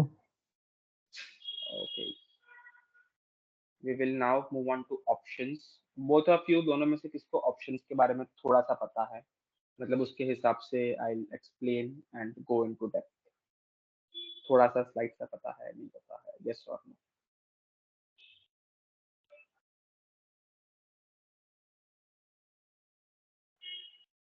Yes, no, maybe, okay. थोड़ा थोड़ा पता है। ओके ओके, ठीक है ठीक है। हम लोग तो जनरली स्क्रैच से ही देखते हैं, बट स्टिल मुझे मतलब आइडिया आएगा, मैं क्वेश्चन पूछूं ना पूछूं वैसा। So option is just like the future, but यहाँ पे तुम्हारे पास, like the word option, you have the alternative, you have the choice कि तुम अपना लॉस लिमिट कर सकते हो। फ्यूचर का पे ऑफ क्या था? एस टी माइनस के था, राइट, एस टी माइनस के अगर तुम्हारा 80 है, तुमने बाय किया हुआ है, हाँ ये है बाय का एग्जांपल दिख रहे हैं हम लोग, तुमने बाय किया हुआ है एस टी माइनस के, अगर एस टी 90 गया तो तुम्हारा प्रॉफिट होगा 10 रुपीज का, बट अगर ये 70 गया तो तुम्हारा लॉस हो गया -10 का। अभी तुम लोग को ये लॉस अवॉइड करना है, बिकॉज एस टी तो क्या पता 40 भी हो सकता है, एस टी 40 चला गया तो इन दैट केस तुम्हारा लॉस हो गया -40 का। तो ये तो लॉसेस तो कितना हो सकते हैं, तो इसको अगर if you are buying there is a option known as call option, तो ये केस में सेम चीज रहेगा, but you have the option to exercise, जो पे ऑफ है वो ऐसा हो जाएगा। So in this case this is the payoff a call option. when we look at call option is the right to buy that asset, okay, तुम buy कर रहे हो like a future buying, तुम buy कर रहे हो, you have the right to buy that asset but not the obligation। मतलब अगर तुम्हें buy कर, तुम्हारे ऊपर है, तुम्हें जो करना है करो, तुम्हें buy करना है तो buy करो, नहीं करना है तो मत करो, you have that option to do so। अगर strike price 80 है और asset का प्राइस हो गया है 100, राइट, एसेट का प्राइस हो गया 100, मतलब मार्केट में वो 100 रुपए में मिल रहा है, लेकिन तुम्हारे पास तुमने ये लिया हुआ है ऑप्शन, तो तुम्हें स्ट्राइक तुमने 80 का लॉक कर दिया है, right. So in this case you will exercise it, you will get a 20 rupees पे ऑफ, तो तुम्हारा प्रॉफिट होगा 20 का। अगर तुमने कॉन्ट्रैक्ट एंटर 80 पे किया, लेकिन वो asset, okay, the same asset is available in the market for 75, तुमने 80 रुपीज के शेयर को उसमें तुमने कॉन्ट्रैक्ट में एंटर हुआ, लेकिन अभी वही शेयर समझो 75 पे मिल रहा है मार्केट में, तो तुम 80 का बाय नहीं करोगे ना, तुम्हें अगर बाय करना तुम 75 पे कर लो मार्केट पे जो मिल रहा है उससे। तो in this case this match function will get applicable and your losses would be zero, मतलब लॉस तुम्हारा नहीं होगा। So this is what how the option works, you have the right to buy an asset. Same case में, वो case में भी हम लोग देख रहे थे, बॉन्ड फ्यूचर्स था, राइट, बॉन्ड फ्यूचर्स, ये फ्यूचर्स में तुम्हारे पास क्या था, तुम्हें बाय करना है, तुम्हें कुछ भी हो जाए तुम्हें वो अंडरलाइंग एसेट बाय करना ही है। ये केस में अगर मैं देखूं कि मुझे 10,000 शेयर्स बाय करने हैं, मैंने कॉन्ट्रैक्ट 80 पे एंटर किया हुआ है, this is the contract terms and condition, तो 3 महीने बाद कुछ भी हो जाए मुझे 80 पे बाय करने ही पड़ेंगे इन case of futures. In case of options, I'll enter into a call option and अगर वो प्राइस 80 के ऊपर होगा तो ही मैं बाय करूंगा, 80 के नीचे का तो मैं बाय नहीं करूंगा, सॉरी, बिकॉज मेरा लॉस हो रहा है, राइट, बिकॉज मुझे अगर 10,000 शेयर बाय करने हैं और वो 80 के नीचे जो 75 पे मिल रहा है, तो मैं सीधा सीधा 75 पे ही बाय करूँ ना, मैं क्यों इस सामने वाले को 80 दूं और फिर बाय करूँ, 5 रुपए का लॉस क्यों करूँ, राइट। तो this is a call option. इसमें तुम्हें कुछ वियर्ड दिख रहा है, कुछ वियर्ड लग रहा है? ये तो क्या प्रॉफिट वाला सिचुएशन हो गया ना, प्रॉफिट हो तो अनलिमिटेड, लॉस जीरो, तो ऐसे नहीं चलेगा, कुछ ना कुछ तो फ्लॉ रहेगा, राइट, लूप होल रहेगा। What is that loop hole? You know about options ना थोड़ा सा? प्रीमियम भरना पड़ेगा। यस, ये ऑप्शन में एंटर होने के लिए, ये कॉन्ट्रैक्ट को साइन करने के लिए तुम्हें चॉइस मिल रहा है, तो ऐसे ही कोई तुम्हें फ्री में चॉइस नहीं देगा, वो तुम्हें प्रीमियम चार्ज करेगा, right. So there will be a small premium, 5 रुपया 4 रुपया, ये कॉन्ट्रैक्ट के केस में समझो 4 रुपीज का प्रीमियम है, तो वो 4 रुपीज का प्रीमियम तुम्हें स्टार्ट में, जब भी तुम कॉन्ट्रैक्ट में एंटर कर रहे हो तभी तुम्हें देना पड़ेगा, और उसके बाद ये सेम केस, प्रॉफिट हुआ तो अनलिमिटेड, लॉस हुआ तो loss is limited to that 4 rupee का प्रीमियम ओनली। तो अगर मैं पे ऑफ इसका बनाऊं, इसका मैं अगर पे ऑफ डायग्राम बनाऊं, तो ये ऐसे लाइन आएगा and profit is unlimited, this share price, this is share price, share price, अगर शेयर प्राइस 80 पे मैंने एंटर किया हुआ है, तो और मैंने प्रीमियम पे किया हुआ है 4 रुपीज का, ओके, ये 4 का मैंने प्रीमियम पे किया हुआ है, तो मेरा लॉस इतना रहेगा एंड प्रॉफिट ऐसे ऊपर चल जाएगा।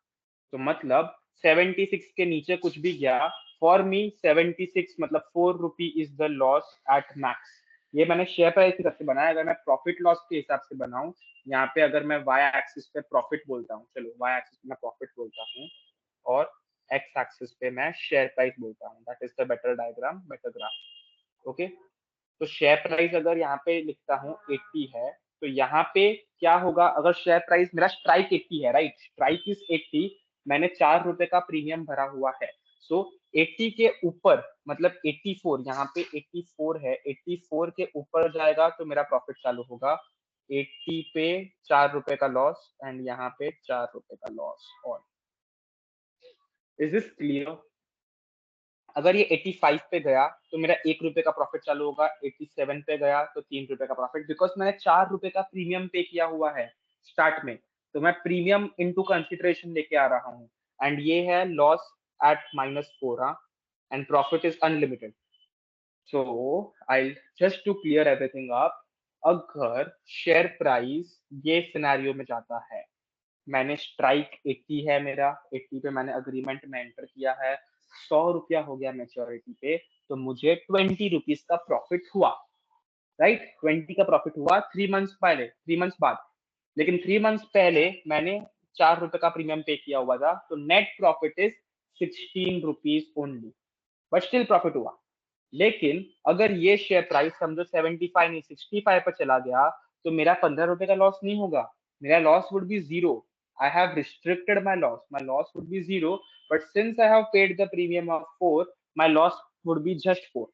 तो लॉस तुम्हारा कभी भी प्रीमियम से ही होगा एंड मैक्सिमम प्रॉफिट जितना शेयर प्राइस ऊपर गया उतना। This is in case of call option when you are buying the asset, you have the right to buy the asset but not the obligation, मतलब compulsory bye नहीं करना है, तुम्हें bye करना तो करो, नहीं करना तो मत करो। तुम बाय कब करोगे, 85 के ऊपर गया तभी तुम बाय करोगे, बिकॉज तुम प्रीमियम भी देख रहे हो, ये केस में प्रीमियम को इग्नोर करते हैं, तो तुम 80 के ऊपर बाय करोगे, और 80 के नीचे गया तुम बाय नहीं करोगे।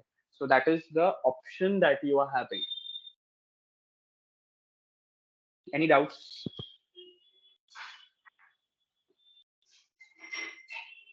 ये CM2 में आएगा, CM1 में आई गेस आना चाहिए तुम लोग को, CT1 में तो था, मैंने CT1 दिया था तो उसमें तो था ये, पता नहीं CM1 में है कि नहीं, but still. Any doubts in call option? No. Okay, now we will look at put option. Okay, put option देखते हैं। Put option is the right to sell a asset, मतलब तुम्हारे पास एसेट है, तुम्हारे पास उससे स्टॉक है, तुम्हारे पास 10,000 शेयर पड़े हुए हैं तुम्हारे अकाउंट में, तो अभी तुम्हें अभी नहीं बेचना, तुम्हारे पास 10,000, ओ सॉरी, इंक्रीज द साइज, तुम्हारे पास 10,000 शेयर्स पड़े हुए हैं, करंट मार्केट प्राइस है 80 का, तुम्हें बेचने हैं लेकिन अभी नहीं, 3 महीने के बाद बेचने हैं, राइट। वो कॉल था, वो उसमें कॉल में 3 महीने के बाद बाय होगा, ये पुट है, मतलब तुम बेसिकली सेल कर रहे हो। वहां पे कैसे हम लोग बोलते थे फ्यूचर्स बाय किया, फ्यूचर्स सेल किया, वैसा ये केस में हम लोग नंबर ऑफ शेयर्स सेल करना है हम लोग को 3 मंथ्स के बाद। सो अगर तुम नॉर्मल फ्यूचर के थ्रू सेल करते हो, so what is the payoff? Payoff would be K minus ST, right. कि अगर तुमने अभी मतलब वो तुमने फ्यूचर, नॉर्मल फ्यूचर तुमने बेच दिया, सेल कर दिया, तो योर पे of is K minus 80, K is 80 and ST मतलब जो तुम्हारा शेयर प्राइस है मैच्योरिटी पे, अगर समझो वो हो गया 70 हो गया, तो तुमने 10 रुपए का प्रॉफिट कमाया। Is this clear?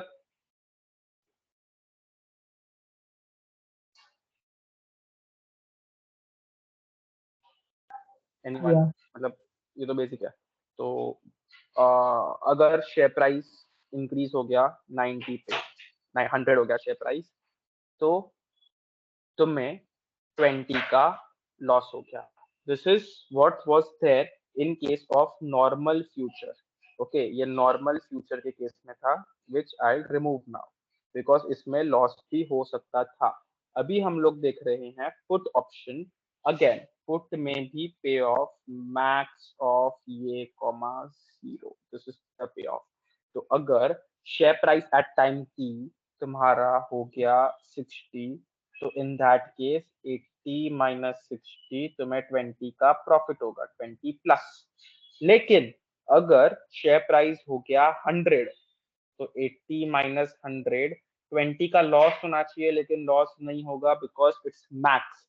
तो मैक्स फंक्शन बीच में आ जाएगा एंड तुम्हारा, बिकॉज तुम्हारे पास ऑप्शन है ना, मतलब अभी देखो कॉमन सेंस लगाओ, तुम्हारे पास तुम्हें शेयर्स 80 पे बेचने थे, राइट, तुम्हें शेयर्स 80 पे बेचने थे, 3 महीने बाद वो शेयर का भाव 100 हो गया, तो तुम 80 पे बेचोगे कि 100 पे बेचोगे? लॉजिकल लॉजिकल कॉन्ट्रैक्ट, भले तुमने कॉन्ट्रैक्ट में एंटर कर दिया है 80 पे बेचने के लिए, तुमने कॉन्ट्रैक्ट पे एंटर कर दिया है 80 पे बेचने के लिए, लेकिन मार्केट प्राइस अभी हो गया 100, वही शेयर्स का तुम्हें 100 रुपए मिल रहा है, तुम 80 पे क्यों बेचोगे?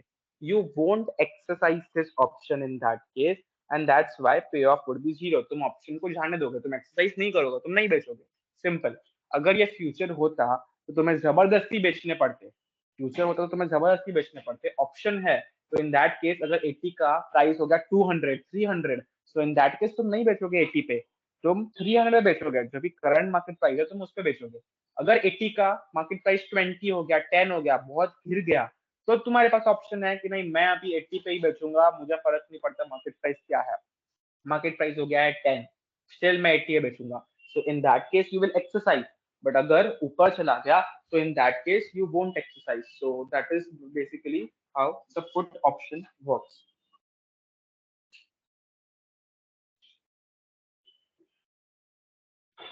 Any doubts? You want me to draw the payoff diagram?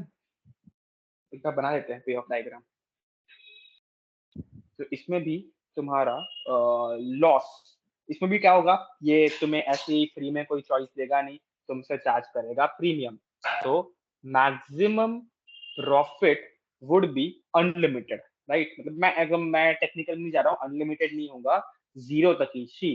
Share price गिर गिर के कितना गिरेगा, जीरो हो जाएगा, राइट, जीरो से नेगेटिव तो नहीं जाएगा, तो तुम्हारा प्रॉफिट अगर 3 महीने बाद शेयर प्राइस हो गया जीरो, राइट, तुम्हारा स्ट्राइक है 80, शेयर प्राइस हो गया zero, so maximum profit is 80 that you earn in case of put option. Call के केस में अनलिमिटेड है, बिकॉज शेयर प्राइस 80 से 8000 8 लाख 8 करोड़ जा सकता है, इम्पॉसिबल है बट जा सकता है, राइट।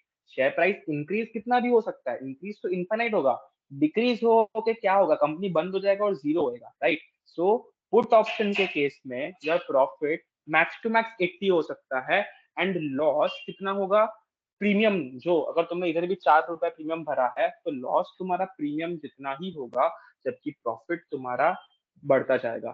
तो अगर ये केस में मैं ग्राफ बनाऊं, जस्ट ओपन अनदर पेन, कितना सारा पेन ओपन कर दिया मैंने, बट ठीक है, अगर मैं यहाँ पे ग्राफ बनाऊं तो same we will look at, this is share price SP and this is what, profit. तो जैसे जैसे शेयर प्राइस गिर रहा है मेरा प्रॉफिट बढ़ रहा है, प्रॉफिट मैक्स टू मैक्स 80 तक ही होगा मेरा, and sorry my drawing is not so good, I try my best, but ठीक है, हाँ, अरे हाँ, so this is how the payoff diagram is। अगर प्राइस 80 का 80 ही रहा तो तुमने 4 रुपए का लॉस किया, यहाँ पे -4 है, हाँ -4, तुमने 4 रुपए का लॉस किया, 80 से लेके 100 हो गया, 150 हो गया, 200 हो गया, स्टिल लॉस तुम्हारा 4 रुपीज का ही फ्लैट है, पूरा पूरा फ्लैट 4 रुपीज का लॉस। 80 से अगर यहाँ पे आता है, लेट्स से 60 हो गया, 80 से 60 हो गया, तो तुम्हारा प्रॉफिट क्या होगा, ये तुम्हारा प्रॉफिट हुआ, राइट, प्रॉफिट क्या होगा तुम्हारा 16 रुपीज, बिकॉज 4 रुपए का प्रीमियम तुमने हटा दिया और ये तुम्हारा प्रॉफिट है। This is how the pay of diagram looks like for a put option. Any doubts? तुम्हें चाहिए तो तुम ये पुट कॉल दोनों के बारे में गूगल पे सर्च कर सकते हो, एडिशनल एक दो बार रीड करोगे, बुक में रीड करोगे, तुम्हारे माइंड में बैठ जाएगा, और तुम रियल में तुम ट्रेडिंग करते हो, शेयर्स का प्राइसेस देखते हो तो बैठता है। It takes time, put and call are very confusing, CM2 में भी आएगा तो एक बार के लिए तो बहुत कंफ्यूज हो जाओगे, धीरे धीरे धीरे धीरे विद प्रैक्टिस तुम्हें ऑलमोस्ट 1-2 वीक लगेगा समझने को और माइंड में बिठाने को, वरना वो कंफ्यूज बाय सेल कंफ्यूज ही होते जाएगा। बट स्टिल अभी के लिए ये डायग्राम देख के, ये एग्जांपल्स देख के, ये ऑप्शन का चॉइस कब कौन क्या एक्सरसाइज कर रहा है, क्यों कर रहा है, वो देख के समझ में आया कि नहीं? यू डोंट नो ना, समझ में आया कि नहीं?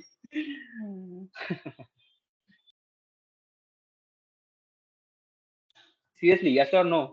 मे बी है ना, नहीं पता कि डाउट कौन से एरिया में है, थोड़ा सा कंफ्यूज होगा। आई नो अभी मैंने भी ये ऑप्शंस वगैरह सीखा था तो बहुत कंफ्यूज हो रहा था, सिर्फ 20% समझा था, 80% बाउंसर ही गया था लेक्चर में। This was at Finstack and they were the best teachers.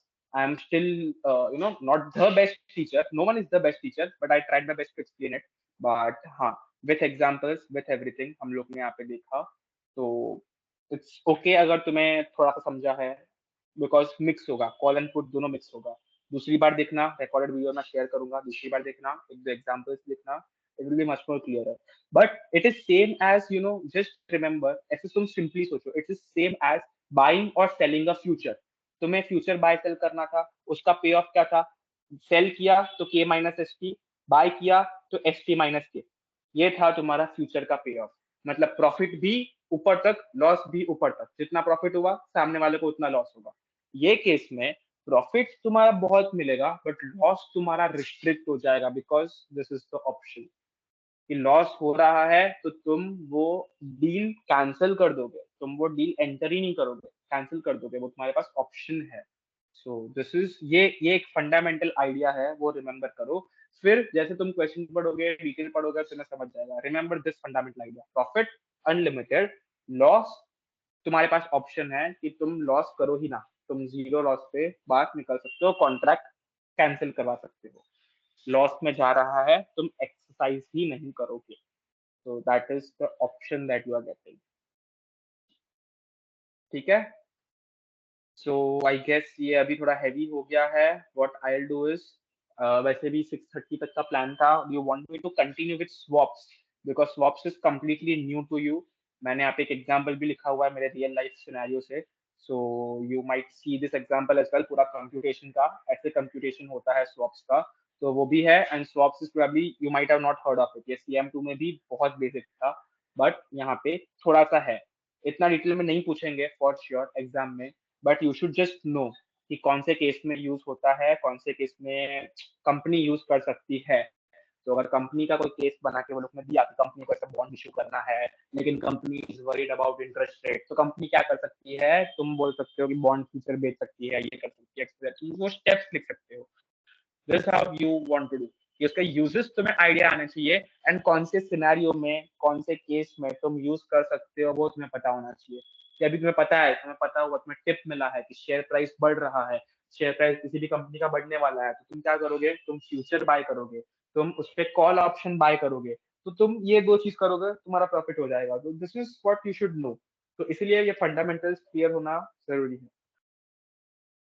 So what do you suggest me to end it out here at options, or let's just read the options bit एक बार, यहाँ पर जो लिखा हुआ है वो बार read कर लेते हैं, फिर end करेंगे। Okay, so option is the right मतलब तुम्हारे पास है वो, बोलते हैं ना कि तुम्हारे पास that right, you have that right but not the obligation, मतलब कंपल्सरी नहीं है।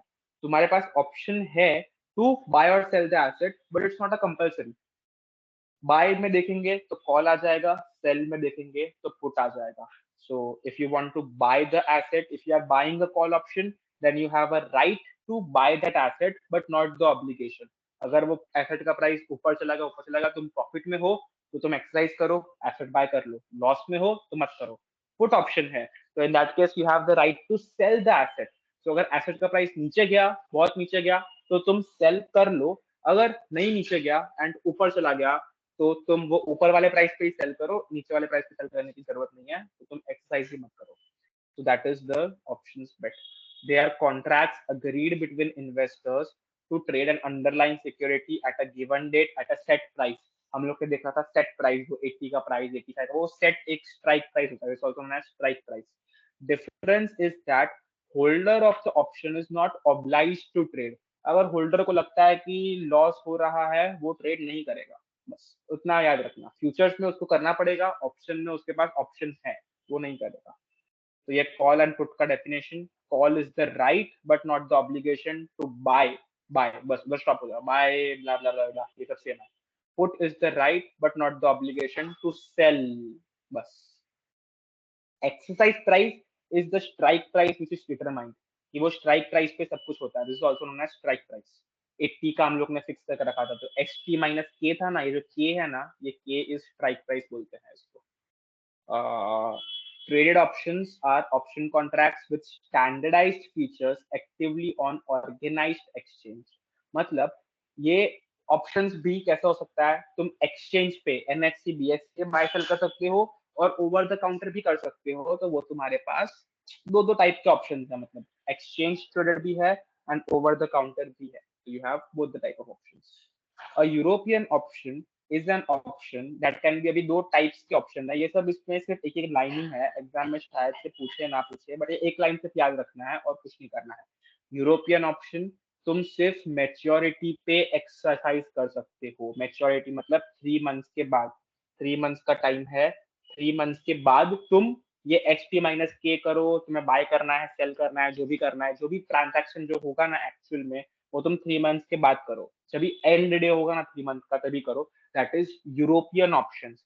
अमेरिकन ऑप्शंस क्या होता है कि मैं और एक पेज खोलता हूँ. ओके, तुम्हारा स्ट्राइक है 80, राइट, ये है 80 का स्ट्राइक, ये है share price. Okay, share price समझो अभी 80 है, ऐसे ऐसे ऐसे हो रहा है. ओके नहीं, हाँ. सो एंड में समझो 80 का 80 ही रहा, ये तो बहुत बकवास एग्जांपल हो गया, एंड में अगर 80 का 80 रहा तो does not make sense, but हाँ एंड में अगर ये पार्ट पे इधर है share price. Okay, so in that case European में सीधा एक्सरसाइज यहाँ पे ही होगा एंड यहाँ पे ही तुम एक्सरसाइज करोगे, राइट. तुमने लिया है कॉल ऑप्शन, तुम एक्सरसाइज करोगे, मतलब call option is right to buy. ये प्राइस हो गया है 100 रुपया, तुम्हें ऑप्शन मिल रहा है कि तुम 80 पे बाय करो, 80 पे ही तुम बाय करो, मार्केट वैल्यू है उसका 100, तुम्हें ऑप्शन मिल रहा है कि तुम 80 पे बाय कर लो, जितने भी शेयर्स बाय करने हैं, जितना भी कॉन्ट्रैक्ट में लिखा हुआ था उतना तुम बाय कर रहे हो, सो यू विल एक्सरसाइज. ये है यूरोपियन ऑप्शन. अमेरिकन ऑप्शन क्या है कि अमेरिकन ऑप्शन में तुम ये पीरियड, ये पूरा इतना बड़ा पीरियड है, ये पीरियड में तुम कभी भी एक्सरसाइज कर सकते हो, ये पूरा इतना पीरियड में you can exercise any time. So अगर तुम्हें लग रहा है कि ये यहाँ पे 80 से लेके लेट्स से 90 पे गया, तुम्हें लगता है अभी 90 से और ऊपर नहीं जाएगा, तुम यहाँ पे ही एक्सरसाइज करके खत्म कर दोगे, कॉन्ट्रैक्ट इज ओवर. तुमने यहाँ पे ही 90 पे ही तुमने एक्सरसाइज कर लिया और जो भी शेयर है बाय कर लिया, contract close, that's it, right. अगर नीचे जा रहा है तो तुम नहीं करोगे फॉर श्योर. जब भी तुम्हारा मन हुआ, तुम्हें लग रहा है कि नहीं यहाँ पे समझो 95 चला गया, तुम प्रॉफिट में ही हो, तुम्हें लग रहा है तुम सही प्रॉफिट में हो, तुम्हारा जब भी मन हुआ, ये 3 मंथ में तुम्हारा जब भी मन हुआ, जब भी तुम्हें लग रहा है कि मेरा प्रॉफिट एकदम बेस्ट है, right, in that case exercise.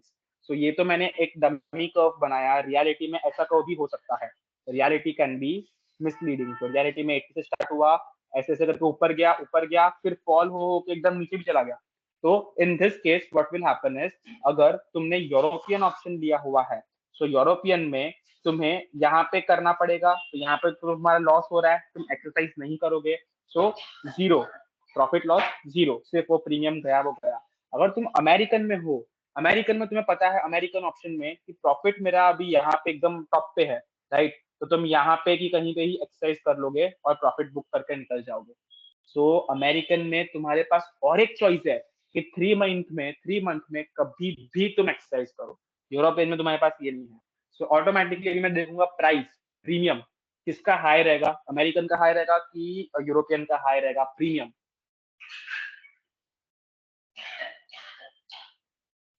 What do you से गाइस? प्रीमियम किसका अमेरिकन रहेगा? का. करेक्ट, बिकॉज अमेरिकन में मेरे पास और फ्रीडम है, मैं अमेरिकन कॉल ऑप्शन बाय कर रहा हूँ, right. European call option buy कर रहा हूँ, थोड़ा सा फ्रीडम तो है मेरे पास कि लॉस हुआ तो मत करो, प्रॉफिट हुआ तो करो, बट सिर्फ 3 मंथ पे उतना ही फ्रीडम है. यूरोपियन अमेरिकन में तो मेरे पास पूरा ही फ्रीडम है कि जब भी बेस्ट प्रॉफिट हो रहा है तभी करो. तो इसका प्रीमियम अगर मैं बोलता हूँ 4 रुपया है, तो इसका प्रीमियम 7 रुपीज के आसपास रहेगा, example, just dummy example, because तुम्हारे पास बहुत सारा ऑप्शन है, तुम कभी भी 3 मंथ में कर सकते हो, जब मार्केट टॉप पे होगा एक्सरसाइज कर लो, प्रॉफिट बुक कर लो, right. So okay, this is just one another thing and with this we are done with the options. इसका जो यूजेस है मैंने ऑलरेडी बोल दिया है तुम लोग को कि प्रॉफिट अनलिमिटेड है, लॉसेस सिर्फ equal to the value of the premium, बस उतना ही. बाकी फीचर्स जो भी है, rest features are same as futures, so benefits would be more or less the same. जितने फ्यूचर्स के बेनिफिट्स थे वो सब ऑप्शंस के बेनिफिट्स भी होंगे। और एक बेनिफिट वो है कि तुम्हारा loss is equal to the value of loss is equal to the value of premium only, profits are unlimited. Okay guys, so ये जो है 3 ही स्लाइड है, सॉरी 4 स्लाइड है, बट ये एक्सप्लेन करने में मुझे टाइम जाएगा and I don't want to stress you out because already 2 hours का सेशन हो गया है। So what we can do is we can and it out here now. Tomorrow I'll share across a recorded lecture. Is it possible for both of you to attend tomorrow? Like I know you are working, right? ISU, तो office चालू है अभी कि block leave है? नहीं office है proper office है? नहीं, बिकॉज बिग फोर्स को है ना ब्लॉक लीव होता है, तो इसीलिए तो मुझे तो ये पूरा next week would be leave for me.